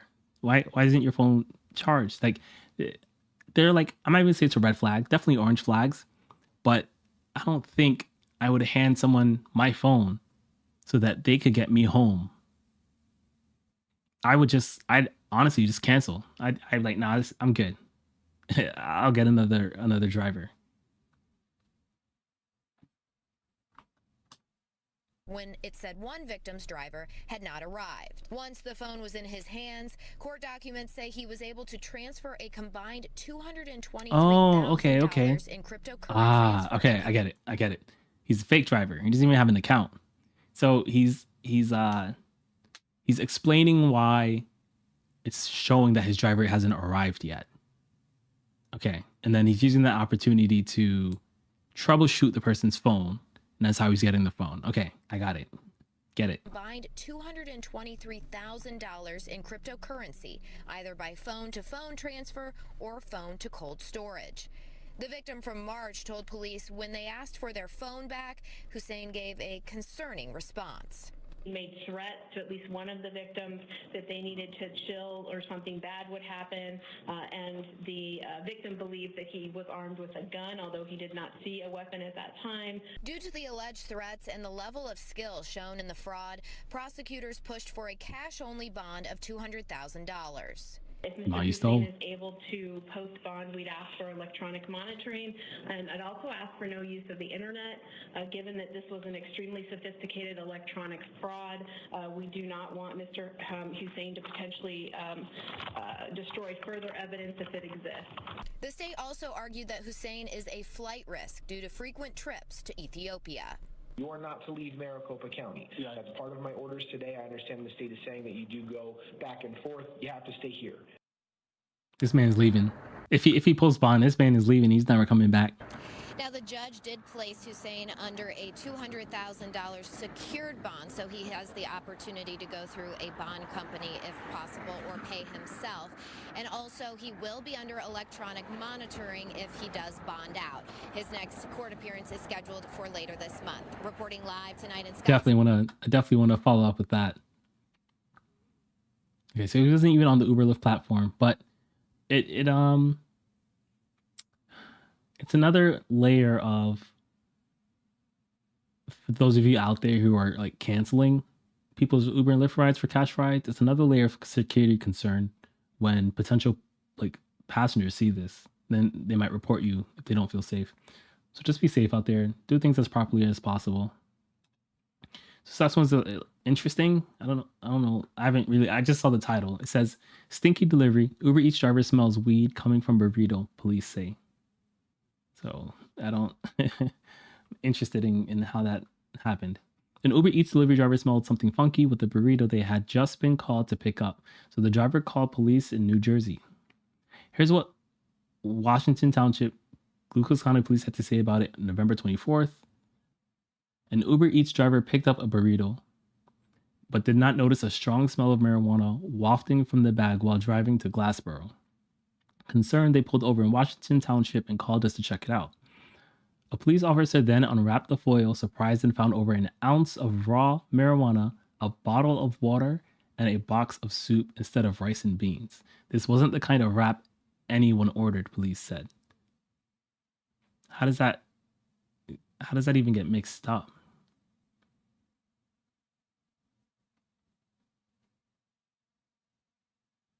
Says the burrito is now in evidence and we're cooking up this investigation. This sounds so fake, but props to the media team over there at the police station. Investigators asked if anyone with knowledge of the extra greens to give them a call. If you know anything, that's it. Come on. Yo, these stories are so half-baked. No, like, pun intended. All right, we're done with the crime section. Not much more here. The last thing I'm going to do is I want to go through some of these rideshare posts and just get a heart or a pulse on what other rideshare drivers are saying about various things. All right, so this first one says, Waymo is safer than the most advanced human drivers. This is from a new study. This was posted 3 hours ago. Let's check out the study first. It's from Waymo, so grain of salt this. They're all obviously going to toot their own horn. No pun intended. It says, new Swiss study, Waymo is safer than most advanced human drivers. Let's see what it says. It says, today we're sharing our new cutting-edge research with Swiss Re, one of the world's leading reinsurers, analyzing liability claims related to collisions from 25.3 million fully autonomous miles driven by Waymo. The study uses auto liability claims aggregate statistics as a proxy for at-fault collisions and expands on our previous research. It demonstrates that as we've scaled operations across Phoenix, San Francisco, Los Angeles, and Austin, the Waymo driver significantly outperforms both the overall driving population and the latest generation of human-driven vehicles equipped with advanced driver assistance system. So we just read about a passenger that lost his life due to a driver making an illegal turn. And you have to think about that happened in what, New Jersey, I think? If self-driving cars come to New Jersey, and let's say they're there already, and a percentage of the population in New Jersey learns about this crash that ended up killing a passenger because the driver did something stupid, why wouldn't that increase their incentives to try a self-driving car that is claiming that they are safer than humans, whether it's true or not, right? They do their research, they look things up, they find this study. Even if they don't believe it fully, why wouldn't that increase the likelihood that they would want to try a self-driving car? I don't think that's like unfounded. I don't think that's illogical. I don't see, like, it's not such a far connection. The study compared Waymo's liability claims to human driver baselines, which are based on Swiss Re's data from over 500,000 claims and over 2 billion miles of exposure. It found that Waymo driver demonstrated better safety performance when compared to human driver vehicles, with an 88% reduction in property damage and claims and 92% reduction in bodily injury claims. Right? So another aspect is insurance is playing a bigger role into the take rate for drivers. The cost of having a human drive per mile is significantly higher than the cost of having a self-driving car drive per mile. The cost for a human is about $1.40. Cost for a self-driving car is estimated to be around 40 cents already. And that's not, I don't know if that's including insurance claims, but if insurance is drastically decreased for self-driving cars compared to human drivers, it's only going to make these companies like Uber and Lyft, or the companies that manage the self-driving fleets like Waymo, more aggressive in getting more cars, because it's literally cheaper. It will be cheaper for them per mile than a human. And again, I don't want this to be right. And this is the first time I'm seeing this data and like thinking about it. But like, how can you, right? Again, this data is from Waymo, who is probably trying to sell their own service. But if anyone reads this and they believe it, including insurance companies, if insurance companies go through this data and they determine that it's valid data, it's going to create a pricing difference where it's just going to be better or more cost effective to have a self-driving car take a person than to have a human take a person. And when these companies learn that, they're going to capitalize on that difference, on that spread, on that delta. The Waymo driver was involved in just 9 property damage claims and 2 bodily injury claims. Both bodily injury claims are still open and described in the paper for the same distance. Human drivers would be expected to have 78 property damage and 26 bodily injury claims. That's pretty good. In fact, I had some videos. Let's watch them. We're gonna go on YouTube, and we're gonna watch a video of a passenger's experience with Waymo. I wish I was in a city that had this, but I'm not. So I have to watch other people's videos of it. So how's your day going today? I'm sitting in the back of Google's self-driving car in San Francisco. This is not coming soon, it's actually here. It's already here. You can order it. And if you're in Phoenix, you can order it through the Uber app instead of a human driver. The app just opening up to the public. My favorite feature on this new self-driving car around San Francisco is... And it's everywhere around San Francisco. Impossible to go 5 minutes in this city without seeing one. It's also being used in Los Angeles and Arizona too. The best part, you don't need to tip. Los Angeles, Arizona, San Francisco. It's coming to Miami, and it's coming to Atlanta next. There's gonna be 5 cities. Companies have poured billions of dollars to get to this moment. Millions of jobs will be lost to AVs.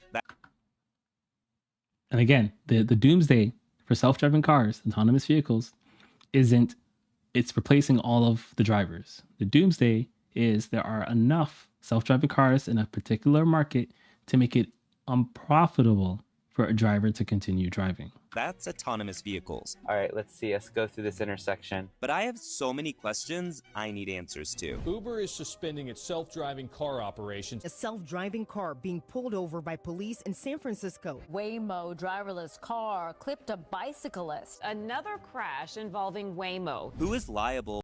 So all those Waymo accidents they just talked about, to the best of my knowledge, are all here in this study.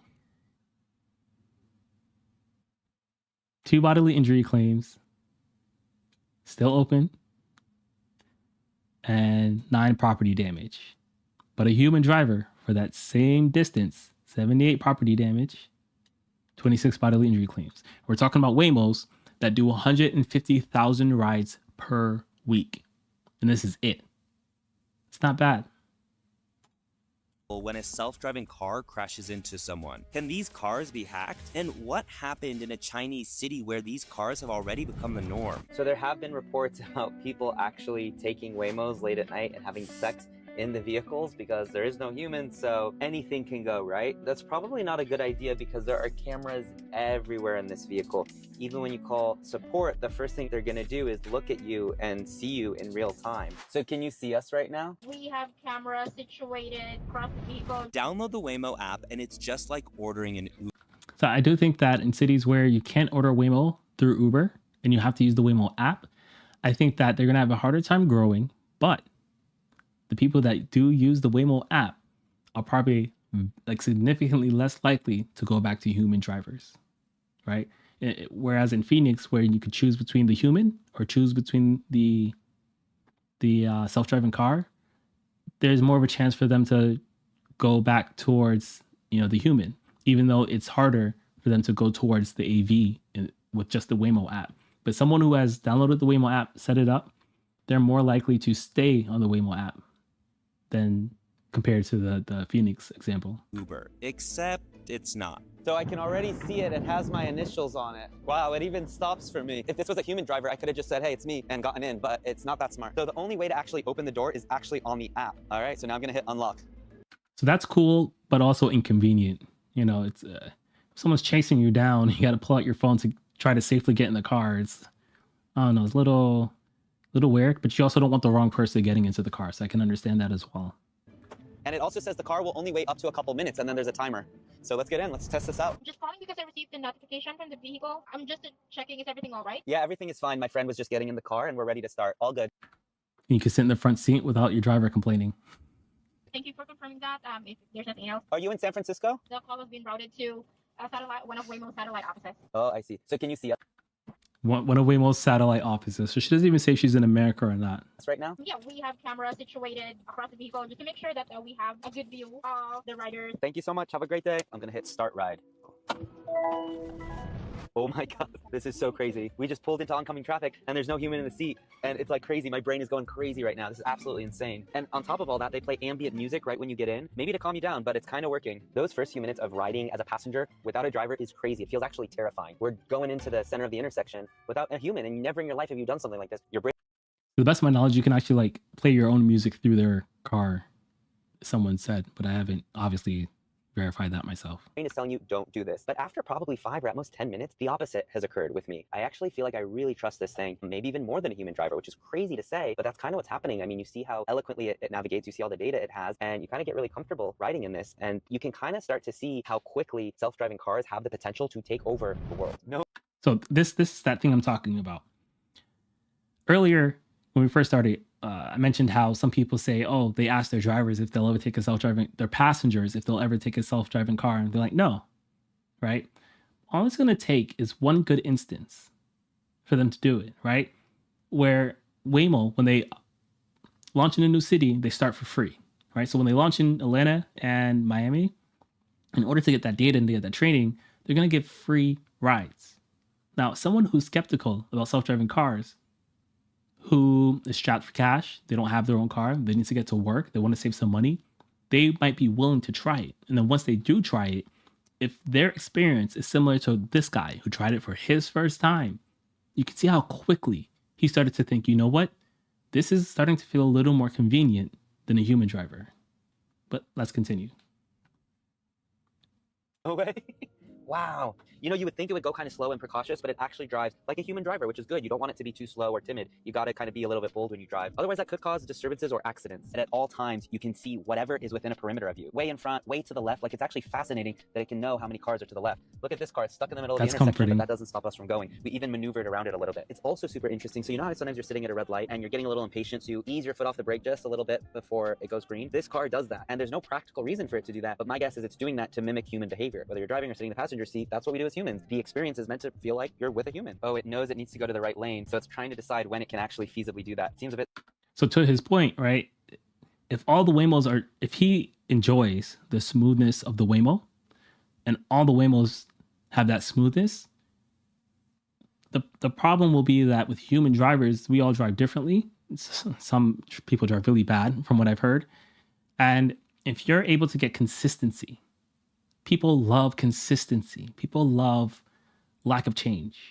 So if you're able to get a lack of change by ordering a Waymo, it's going to make you more likely to order a Waymo, right? Versus you're playing Russian roulette when it comes to drivers. You don't know if you're going to get some guy. Women have to worry about feeling safe. Women have to worry about getting hit on.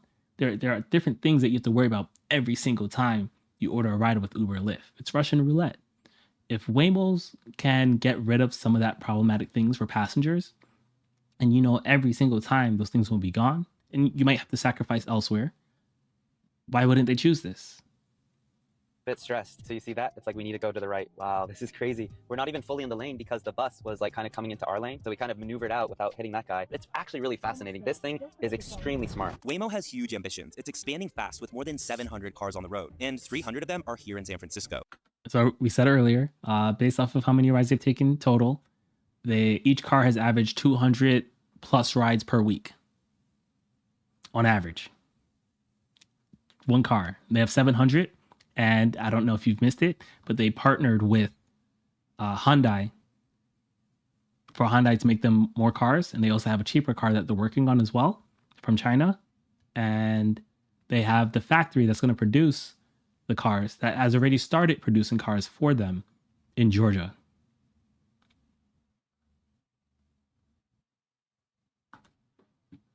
This is one of the many parking lots where Waymos will come to charge. And what's really cool is that they know to charge themselves. If their battery is low, they just stop what they're doing, head over to a charging station, and come and charge up. Waymo is now testing out vans known as Zeekr, which is more spacious.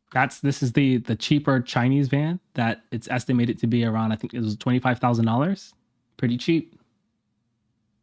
And it could help people get around one day. But it also still faces a ton of challenges, like people vandalizing its cars or putting cones in front of them and around them just to mess with the vehicles and prevent them from doing their job. Google is not the only company in this space. See, Uber once saw autonomous vehicles as the future of transportation. They spent I think he's about to go into that lady that got killed as a result of this. over $1 billion in developing self-driving technology, aiming to disrupt the ride-sharing industry. And the goal was clear: replace human drivers with AI. By the way, if you're enjoying this video, subscribe to this channel because I'm making more videos just like this about tech, economics, and more. But in 2018, an Uber autonomous vehicle struck and killed a pedestrian in Arizona. A self-driving car hitting and killing a woman. It is a first right here on our Valley Street. That brought the challenges and risks into focus. See, the crash involved a Volvo SUV that had Uber's self-driving system. There was a human safety driver behind the wheel, but they weren't paying close attention to the She was watching, I think, Judge Judy, if I remember correctly. road, and the pedestrian died. The driver was ultimately charged with negligent homicide and would even be given jail time. In 2021, Uber sold its self-driving division to Aurora for a crazy $4 billion. Today, Uber still has an interest in autonomous vehicles, but it's taking a more cautious approach. And then there's Cruise. Cruise is The cautious approach is that it's offloading the risk to different companies. They're not doing it themselves anymore. And Cruise is no longer a threat, guys. Cruise is bowed out of the market. In fact, we'll quickly, I don't know, like I was supposed to talk about it today. Cruise stops self-driving.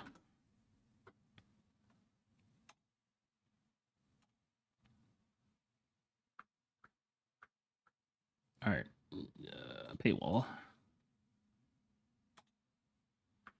So Cruise is owned by GM.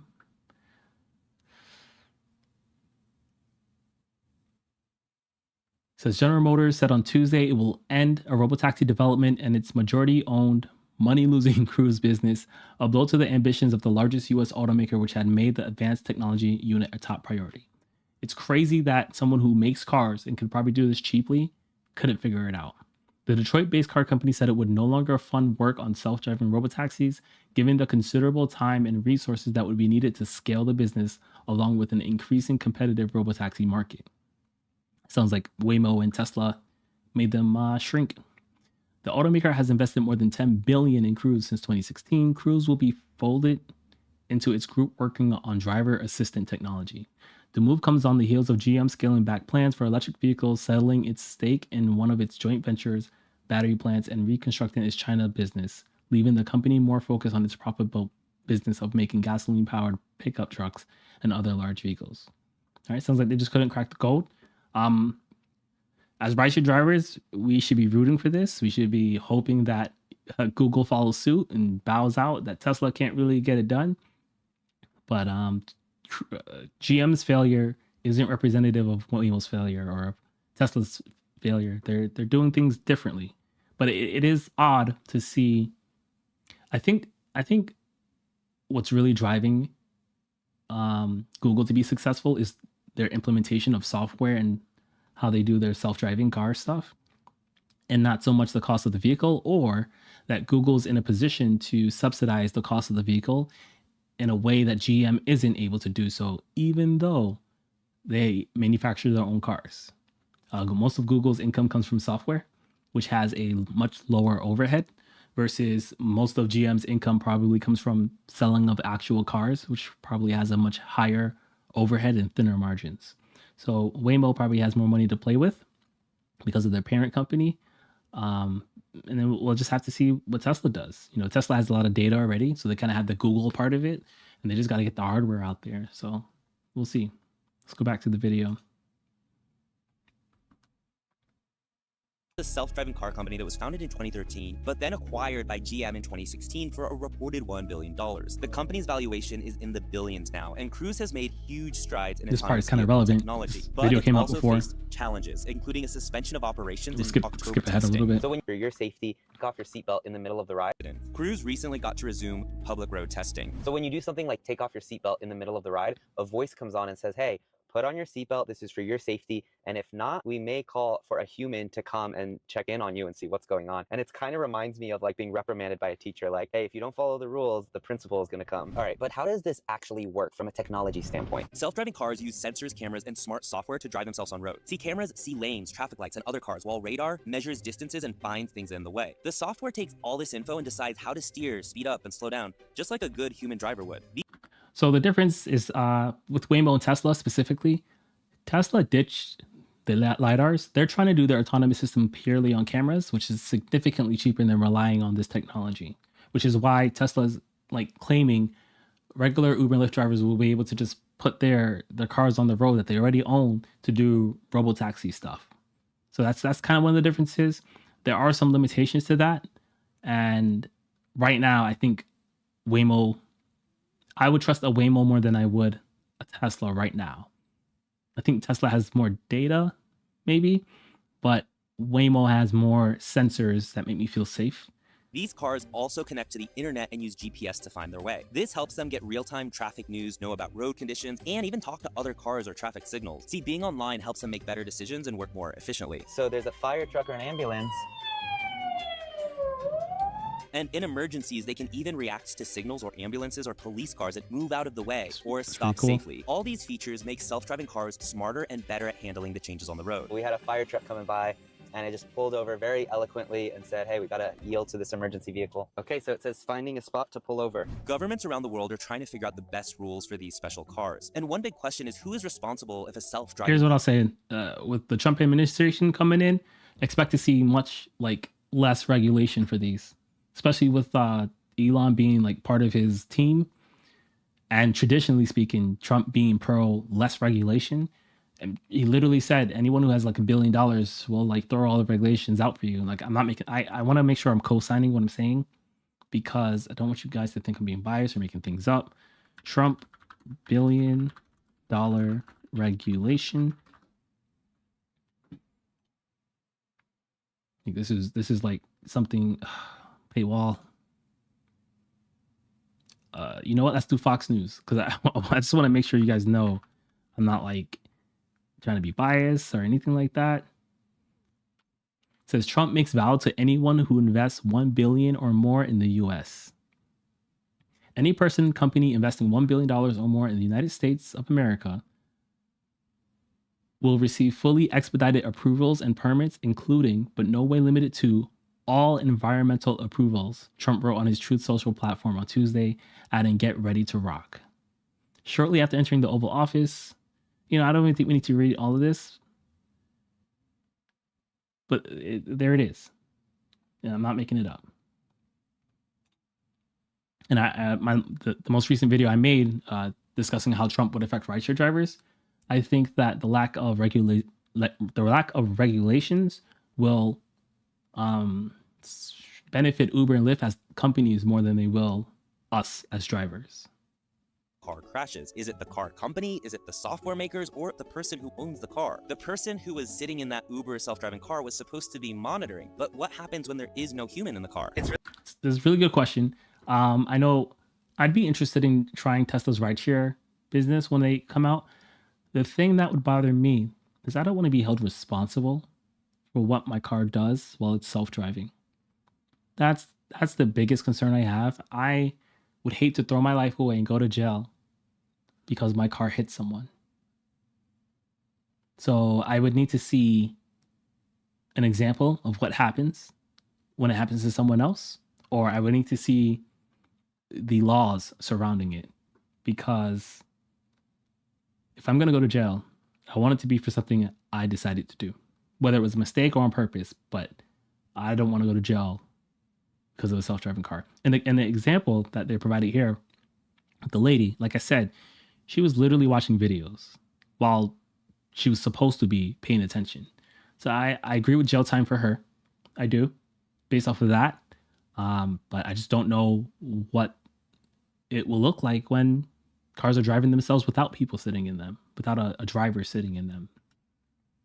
It's really impressive that you can even navigate a very narrow two-way street where it's very difficult for two cars to be on the same street. So it doesn't always technically follow the rules exactly. Like, it will go onto another lane. But if you think about it, so do humans, so that's probably a good thing. In the US, regulations on self-driving cars are overseen by NHTSA at the federal level. It gives guidelines for automated driving systems, and they focus on ensuring safety for these vehicles. But these regulations are still developing, and states also have their own set of rules too. It's really fascinating the vision it has. Like, you see the things that it can see up ahead. In the Trump era, we'll probably have to pay attention to the state. So one, Tesla has already said they're going to launch in Miami and Texas because the regulations there at the state level are already so lax. So expect to see rideshare companies to first offer autonomous driving services in similar places that have laxed regulation when it comes to self-driving cars. So if you live in one of those places, you're probably on the list of places to come to first. Or on the left or right, and it's like, how can the cameras detect that there's a person so far up ahead on the left, or down the road that there's like a garbage truck coming, things like that. It's really fascinating. So what does this mean for the future of drivers? Let's look to Wuhan in China that has self-driving cars everywhere. So these are done by Baidu, and 5 years ago I actually saw them. Baidu is the Google version, the Chinese version of Google. They're literally a search engine, and I guess a technology company now. Testing these and got to ride one. So we're making turns and notice, just like a roller coaster, no hands. By the end of the year, there will be 1,000 of these cars on the streets of Wuhan. With China's insanely fast adoption of new technology, this is expected to cause huge changes. See, these rides here can be as cheap as 50 cents, and many people are already saying they will never need to buy a car again. Meanwhile, one person commented on a viral video that driving schools, road inspectors, and taxis are all going to shut down. The rise of self-driving cars could have been that might happen in China. Even getting a car in China is pretty difficult, not just financially. Because of their overpopulation, you have to wait to get get a license plate. It's something weird. Not too sure on it. I don't think that'll happen in America. America's too car centric. But if I don't expect Uber and Lyft to lower prices for customers just because self-driving cars are cheaper than humans. They're too greedy for that. So I don't see it having a strong impact on whether people or not have cars or not in America. Maybe certain cities, but I don't really see that having a large impact here. Big effects on jobs in the economy. See, it's bringing in new jobs in engineering and computer science, but at the same time, it will mean way fewer jobs for truck drivers and taxi drivers. Self-driving cars could also help the economy by cutting down on traffic jams and letting people use their time more efficiently. But to make these benefits happen, we'll need to invest a lot in things like roads and city planning and just the general adoption of new technology. So this is a bit frustrating. I just ordered this car, but I can't communicate and say, hey, it's me. It says, no, the pickup is over there. So I got to move out of the way so he can go, and then I have to walk and get in the car. That's annoying. Maybe the next version of it is going to have But you know what? Some drivers Do that too. Facial recognition or something, so it can be like, hey, it's Upton. Oh God, don't make me walk up this hill. Ugh. All right, I am not gonna tip. So now it's saying, hey, we'll wait for 2 minutes. It's time to get in the car. It's 2-minute wait time. That's really low. If you're on Lyft, it's 5 minutes. If you're on Uber, I think it's 7. actually quite dystopian to see these driving cars without humans inside them. On the backdrop of San Francisco, which has such a crisis of mental illness and homeless people, it's really, really weird to see something like so much from the future, but then the city is struggling with this big crisis and this big problem. And same with Los Angeles too, which also has Waymo now. Something I find quite interesting is that the digital screen on the top of the Waymos can actually be used for anything. So it says my initials before I get in. So I can be sure that, hey, this car is for me. The screen on top of the car, sometimes if the Waymo is at a stoplight or a red light, it'll just show a pedestrian. Now, why is it doing that? It's actually serving a purpose and providing value to, let's say, people behind the car or either other pedestrians on the street. It's saying, hey, I want to see the screen he's talking about. It looks like he's looking at it, but he's not like pointing his camera at it. hey, this car has stopped because there's a pedestrian in front of it. And that's really cool when you think about it, because right now cars, you know, when you put on your brakes, there's red lights to inform the person behind you, hey, I'm slowing down, so you better slow down too. Oh, he's talking about the screen right there in the front. Sorry, I misunderstood. But now you think about what screens can do for the future of driving and actually provide potentially more value. Now, how important is that?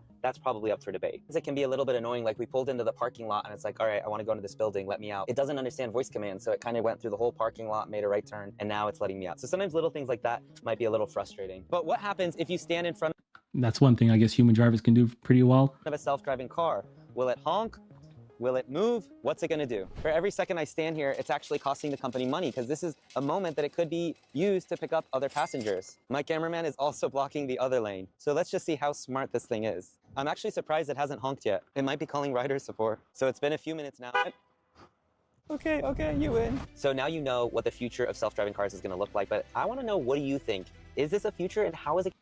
All right, so pretty good video. Go check out this guy's channel. Very well edited, very well spoken, very well researched. He literally drove to China. His name is Upton. Oh, he's actually a CNBC journalist. I didn't know that. A former.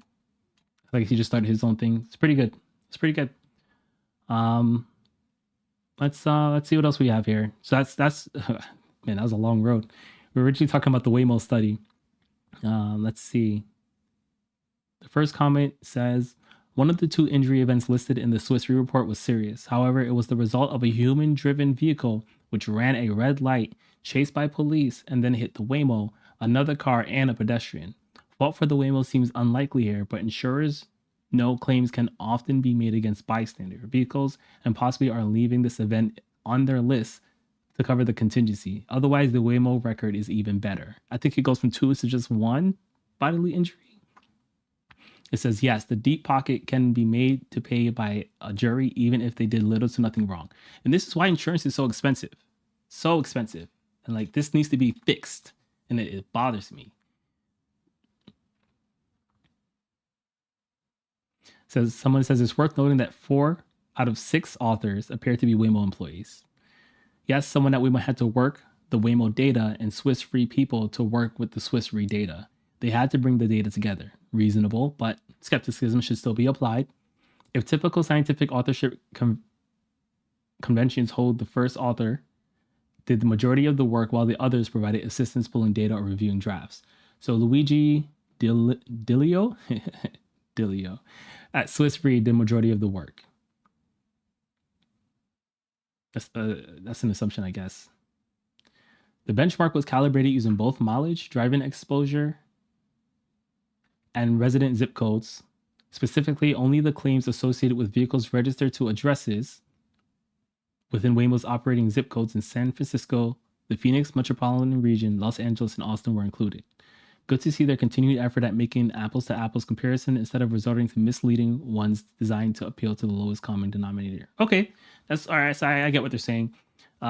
So when they said that the Waymo cars are safer than humans, they used the specific zip codes from residents where those cars already exist. So that's really good, right? They could have manipulated the data. They could have compared it to the worst cities in America for driving. They could have compared it to all of America, but they compared it to where the Waymos operated to the zip codes of other drivers in that area. So that makes the data like even stronger.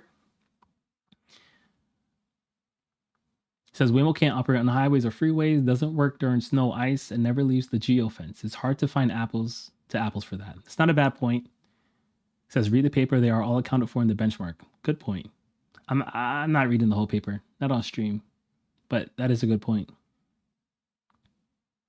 Says the study compared Waymo's liability claims to human drivers' baselines, which are based on Swiss Re's data from over 500,000 claims over 200 billion miles. It found that the Waymo driver demonstrated better safety performance. We read this. I'm not rereading it. Only 10% as many accidents reported. That's pretty wild, right? And like the people who are talking about this and are reading this, like these are regular people on the internet. They're like seeing this data, interpreting this data, accepting this data, and thinking about it when they're gonna like this is what they're gonna think about. Will I try this car? Is this safer?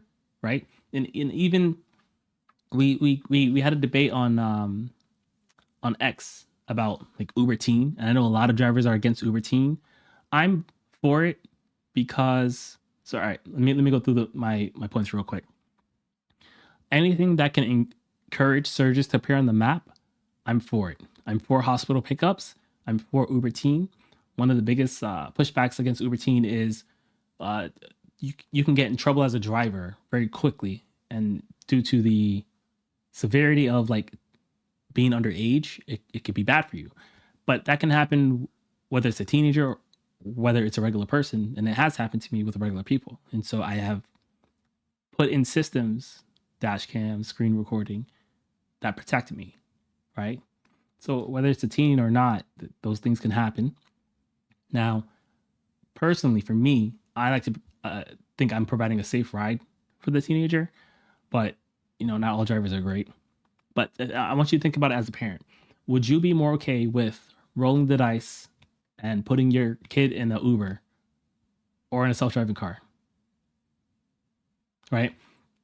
Even if you're comfortable putting your kid in an Uber, let's say you don't qualify for Uber Teen or you're using Lyft, which doesn't have a teenage thing yet and is cheaper. What if the driver has a problem with it? Now your kid's late for school or practice or whatever he has to do. So what's actually happening is in San Fran, parents using Waymo.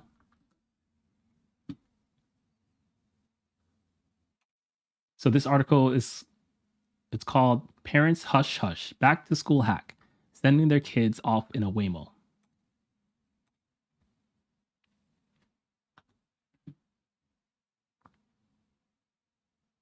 When his daughter logged into his Waymo account for the first time last year, Chris' life changed forever. His 15-year-old's first solo robotaxi ride may not have been as momentous as her first steps, but for Chris and his wife, it was the best thing that ever happened. It was instantly awesome, said the San Francisco resident who chose to use only his first name to avoid having Waymo account banned, because it's still against the terms of service for people who are underage to take it. But because there's no human driver in there, there's a little more flexibility in what they can get away with.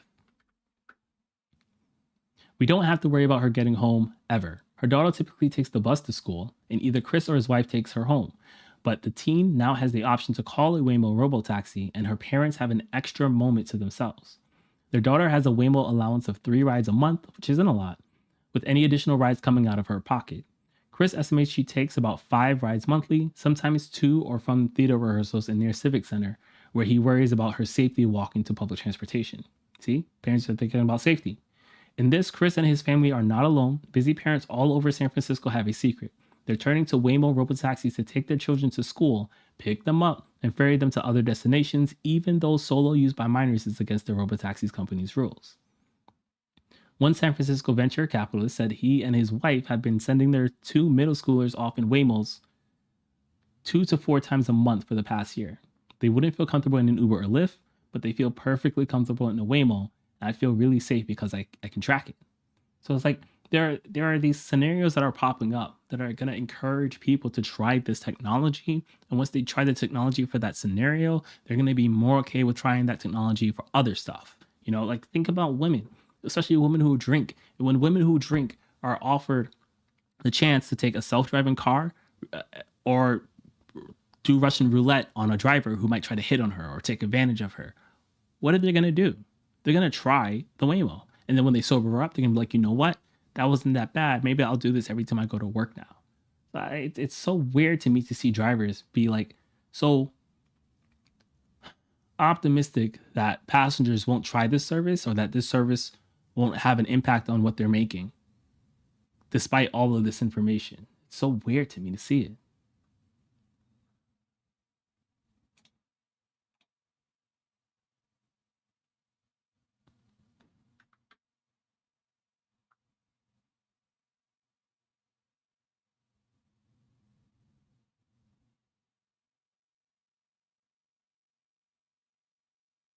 I don't think this is real. This is on Reddit. I don't think this is real. I'll share it with you anyways. It says new Uber release shows average tip to drivers. In the message, it says Andrew saw your tip of 81 cents on average and has decided to pursue other opportunities. Yeah, that's fake. Like I said, sometimes I see the titles, I put them up there. That's fake. Yeah, let's keep going. All right, so this one says, this is from the Lyft drivers Reddit, 4 hours ago. It says, first and last time I will ever sit at an airport queue, which I tell you guys all the time, at the airport is not where you need to be. Maybe for holiday seasons, maybe depending on the kind of car you drive. If you do like XL or if you do like black, maybe. But generally speaking, it doesn't work for me. I know it used to work in the past and it doesn't work anymore. Someone says I had an Uber drop off at the airport and saw Lyft was surging $6. So I decided for the first time ever, let's try out the queue. I watched the surge change over 20 to 30 times with zero demand there. I'm not surprised that they put surge on the airport to allow drivers there to wait. Lyft knew there was no demand because the flights weren't landing for another 30 minutes. But they dropped that sweet $10 surge because F us and F overtime. I will say, I've noticed that by using scheduled rides and looking at them, I'm able to kind of guess when bonuses will appear because they put out bonuses about 30 minutes from when they need people somewhere when it comes to scheduled rides, probably for the airport too. So that's something you can think about. But then also consider that some of this is like algorithm based. It's like, all right, on this day at this time, usually there's this amount of flights. But as we're going into holiday season and normalcy is shifting, it's very possible that Lyft thinks it's going to be busy at this time, but because it's like holiday season, it's not going to be busy because no one is there, but they still might pop surges. So that's something you should be aware of as you're navigating the winter slowdown for Uber and Lyft. Let's see what people are saying. You provided a lot of screenshots. And when it comes to airport bonuses, like if you leave the airport, you don't get anything. And this is when it would be a good opportunity to use priority. I have a lot of thoughts on priority. We're not going to cover them today, but I have a lot of thoughts on priority. Someone says the queue is for suckers. I agree. Someone says, Matt, I go to the airport queue to use the bathroom. I also have nice trash bags. Okay, fine. Someone says, once you unlock any bonuses, you don't have to stay, which is false. It says, airport surges only apply to airport rides.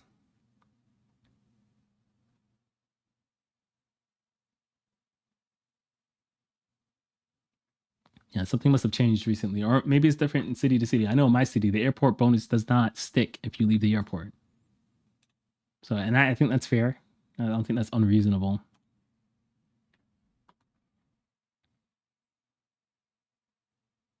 All right, so this is an interesting one. This is a debate I have with cherry pickers all the time, and it's something I really want you cherry pickers out there to think about. So this one is found on Lyft. It says, sick of playing by Lyft's rules. So I just started backlifting 5 weeks ago. I played by the rules for the first 5 weeks, whatever that means. And after doing a 12-hour shift Sunday, 28 runs, and couldn't even crack $200. So I've decided to start cherry picking 6.5 hours today, 9 runs, 145, not bad at all. I declined 49 runs, all these trash $3 runs. And then he shares a screenshot. So here's the Sunday, $191, 28 rides, pretty much 12 hours. He only got 2 tips. On the 18th, he did 9 rides, 6 hours, $145. So he spent about less than half the time. He got a good tip here. No, he worked out. This worked out for him. This worked out very well for him. But I think that in this scenario, he definitely won, right? And you should definitely play around and figure out different scenarios. But I've seen drivers cherry pick so hard that they make less money per day in a way that, like, if they just accepted more, they would have made more money for that time. But in this case, he definitely would be better than that. He did well. Yeah, he did well with his cherry picking this time around. So cherry picking can be useful sometimes, and sometimes I think drivers don't cherry pick very well, and it actually hurts them in the long term.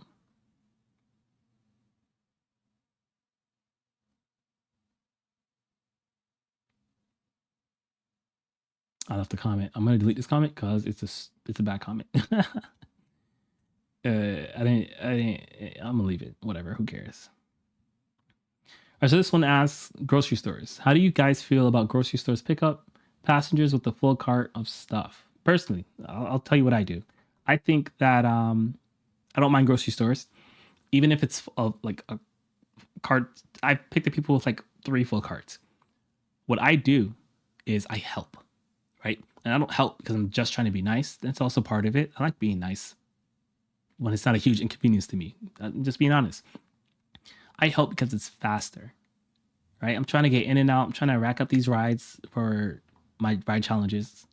It's faster for me to just help. So I help them load it and I help them getting out. I know some people out there have mega issues with this, and I'm pretty sure we're about to see some of them. It says, FYI, riders don't expect help. They're expecting a ride in the trunk space to put their stuff. Some drivers really don't clean out their cars.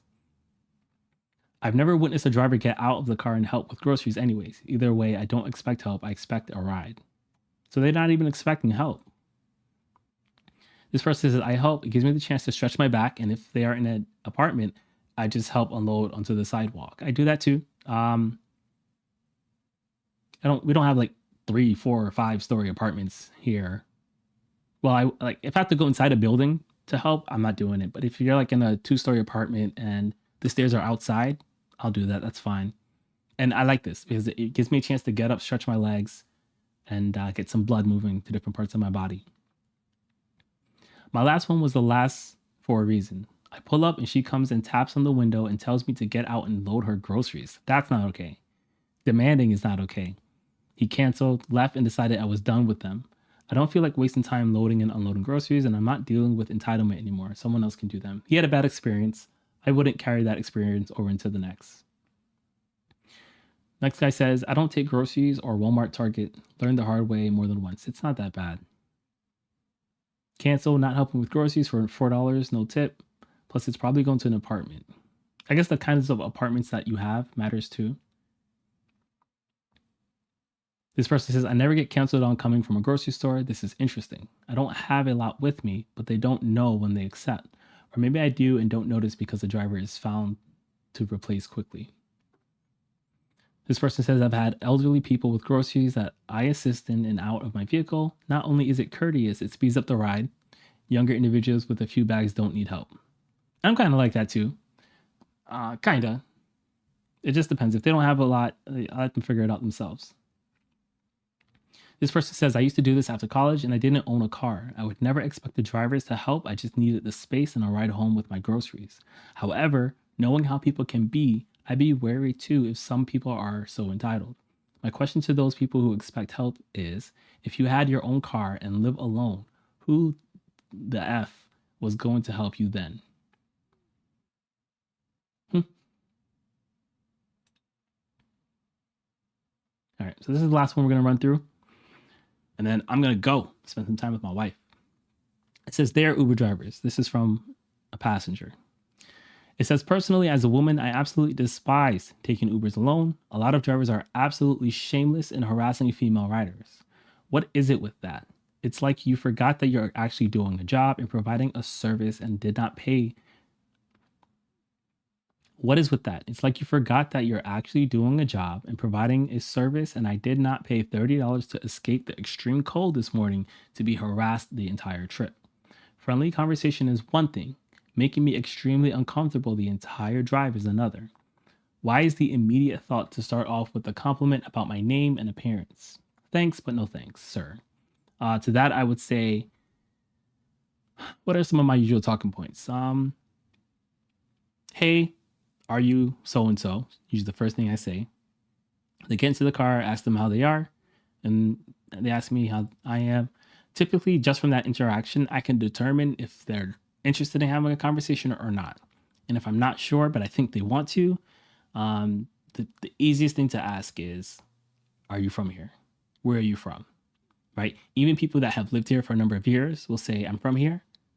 And then that just, if they ask you back, where are you from? You'll know they want to have a conversation, and you can build conversations based off of that easy interaction. You should not be complimenting people on their physical looks.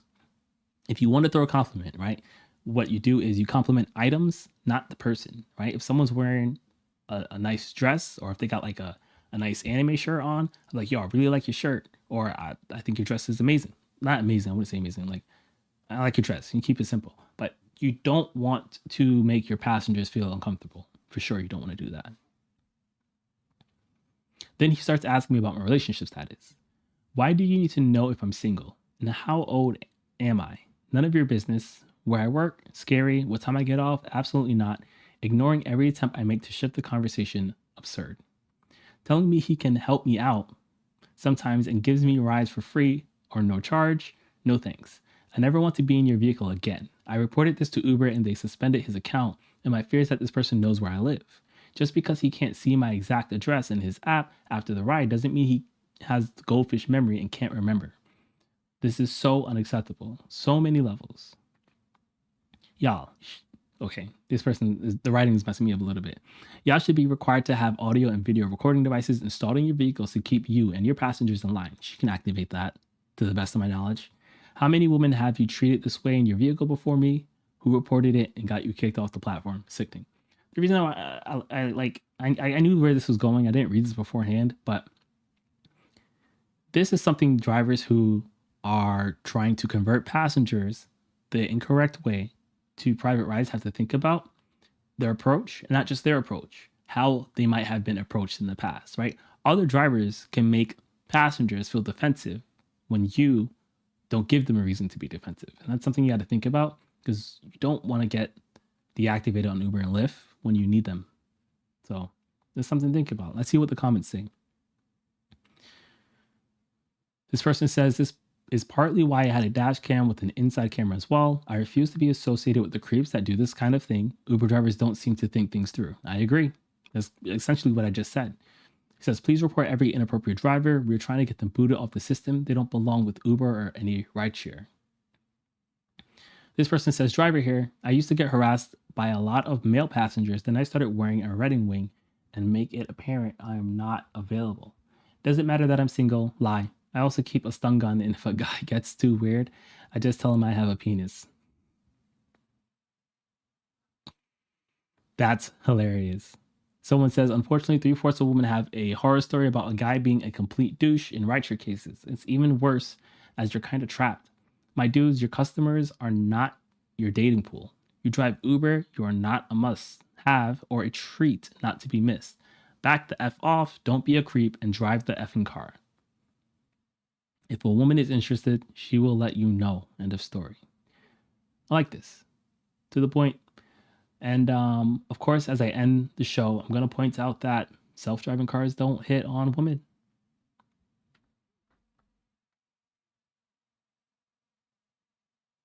And most Uber and Lyft drivers are men.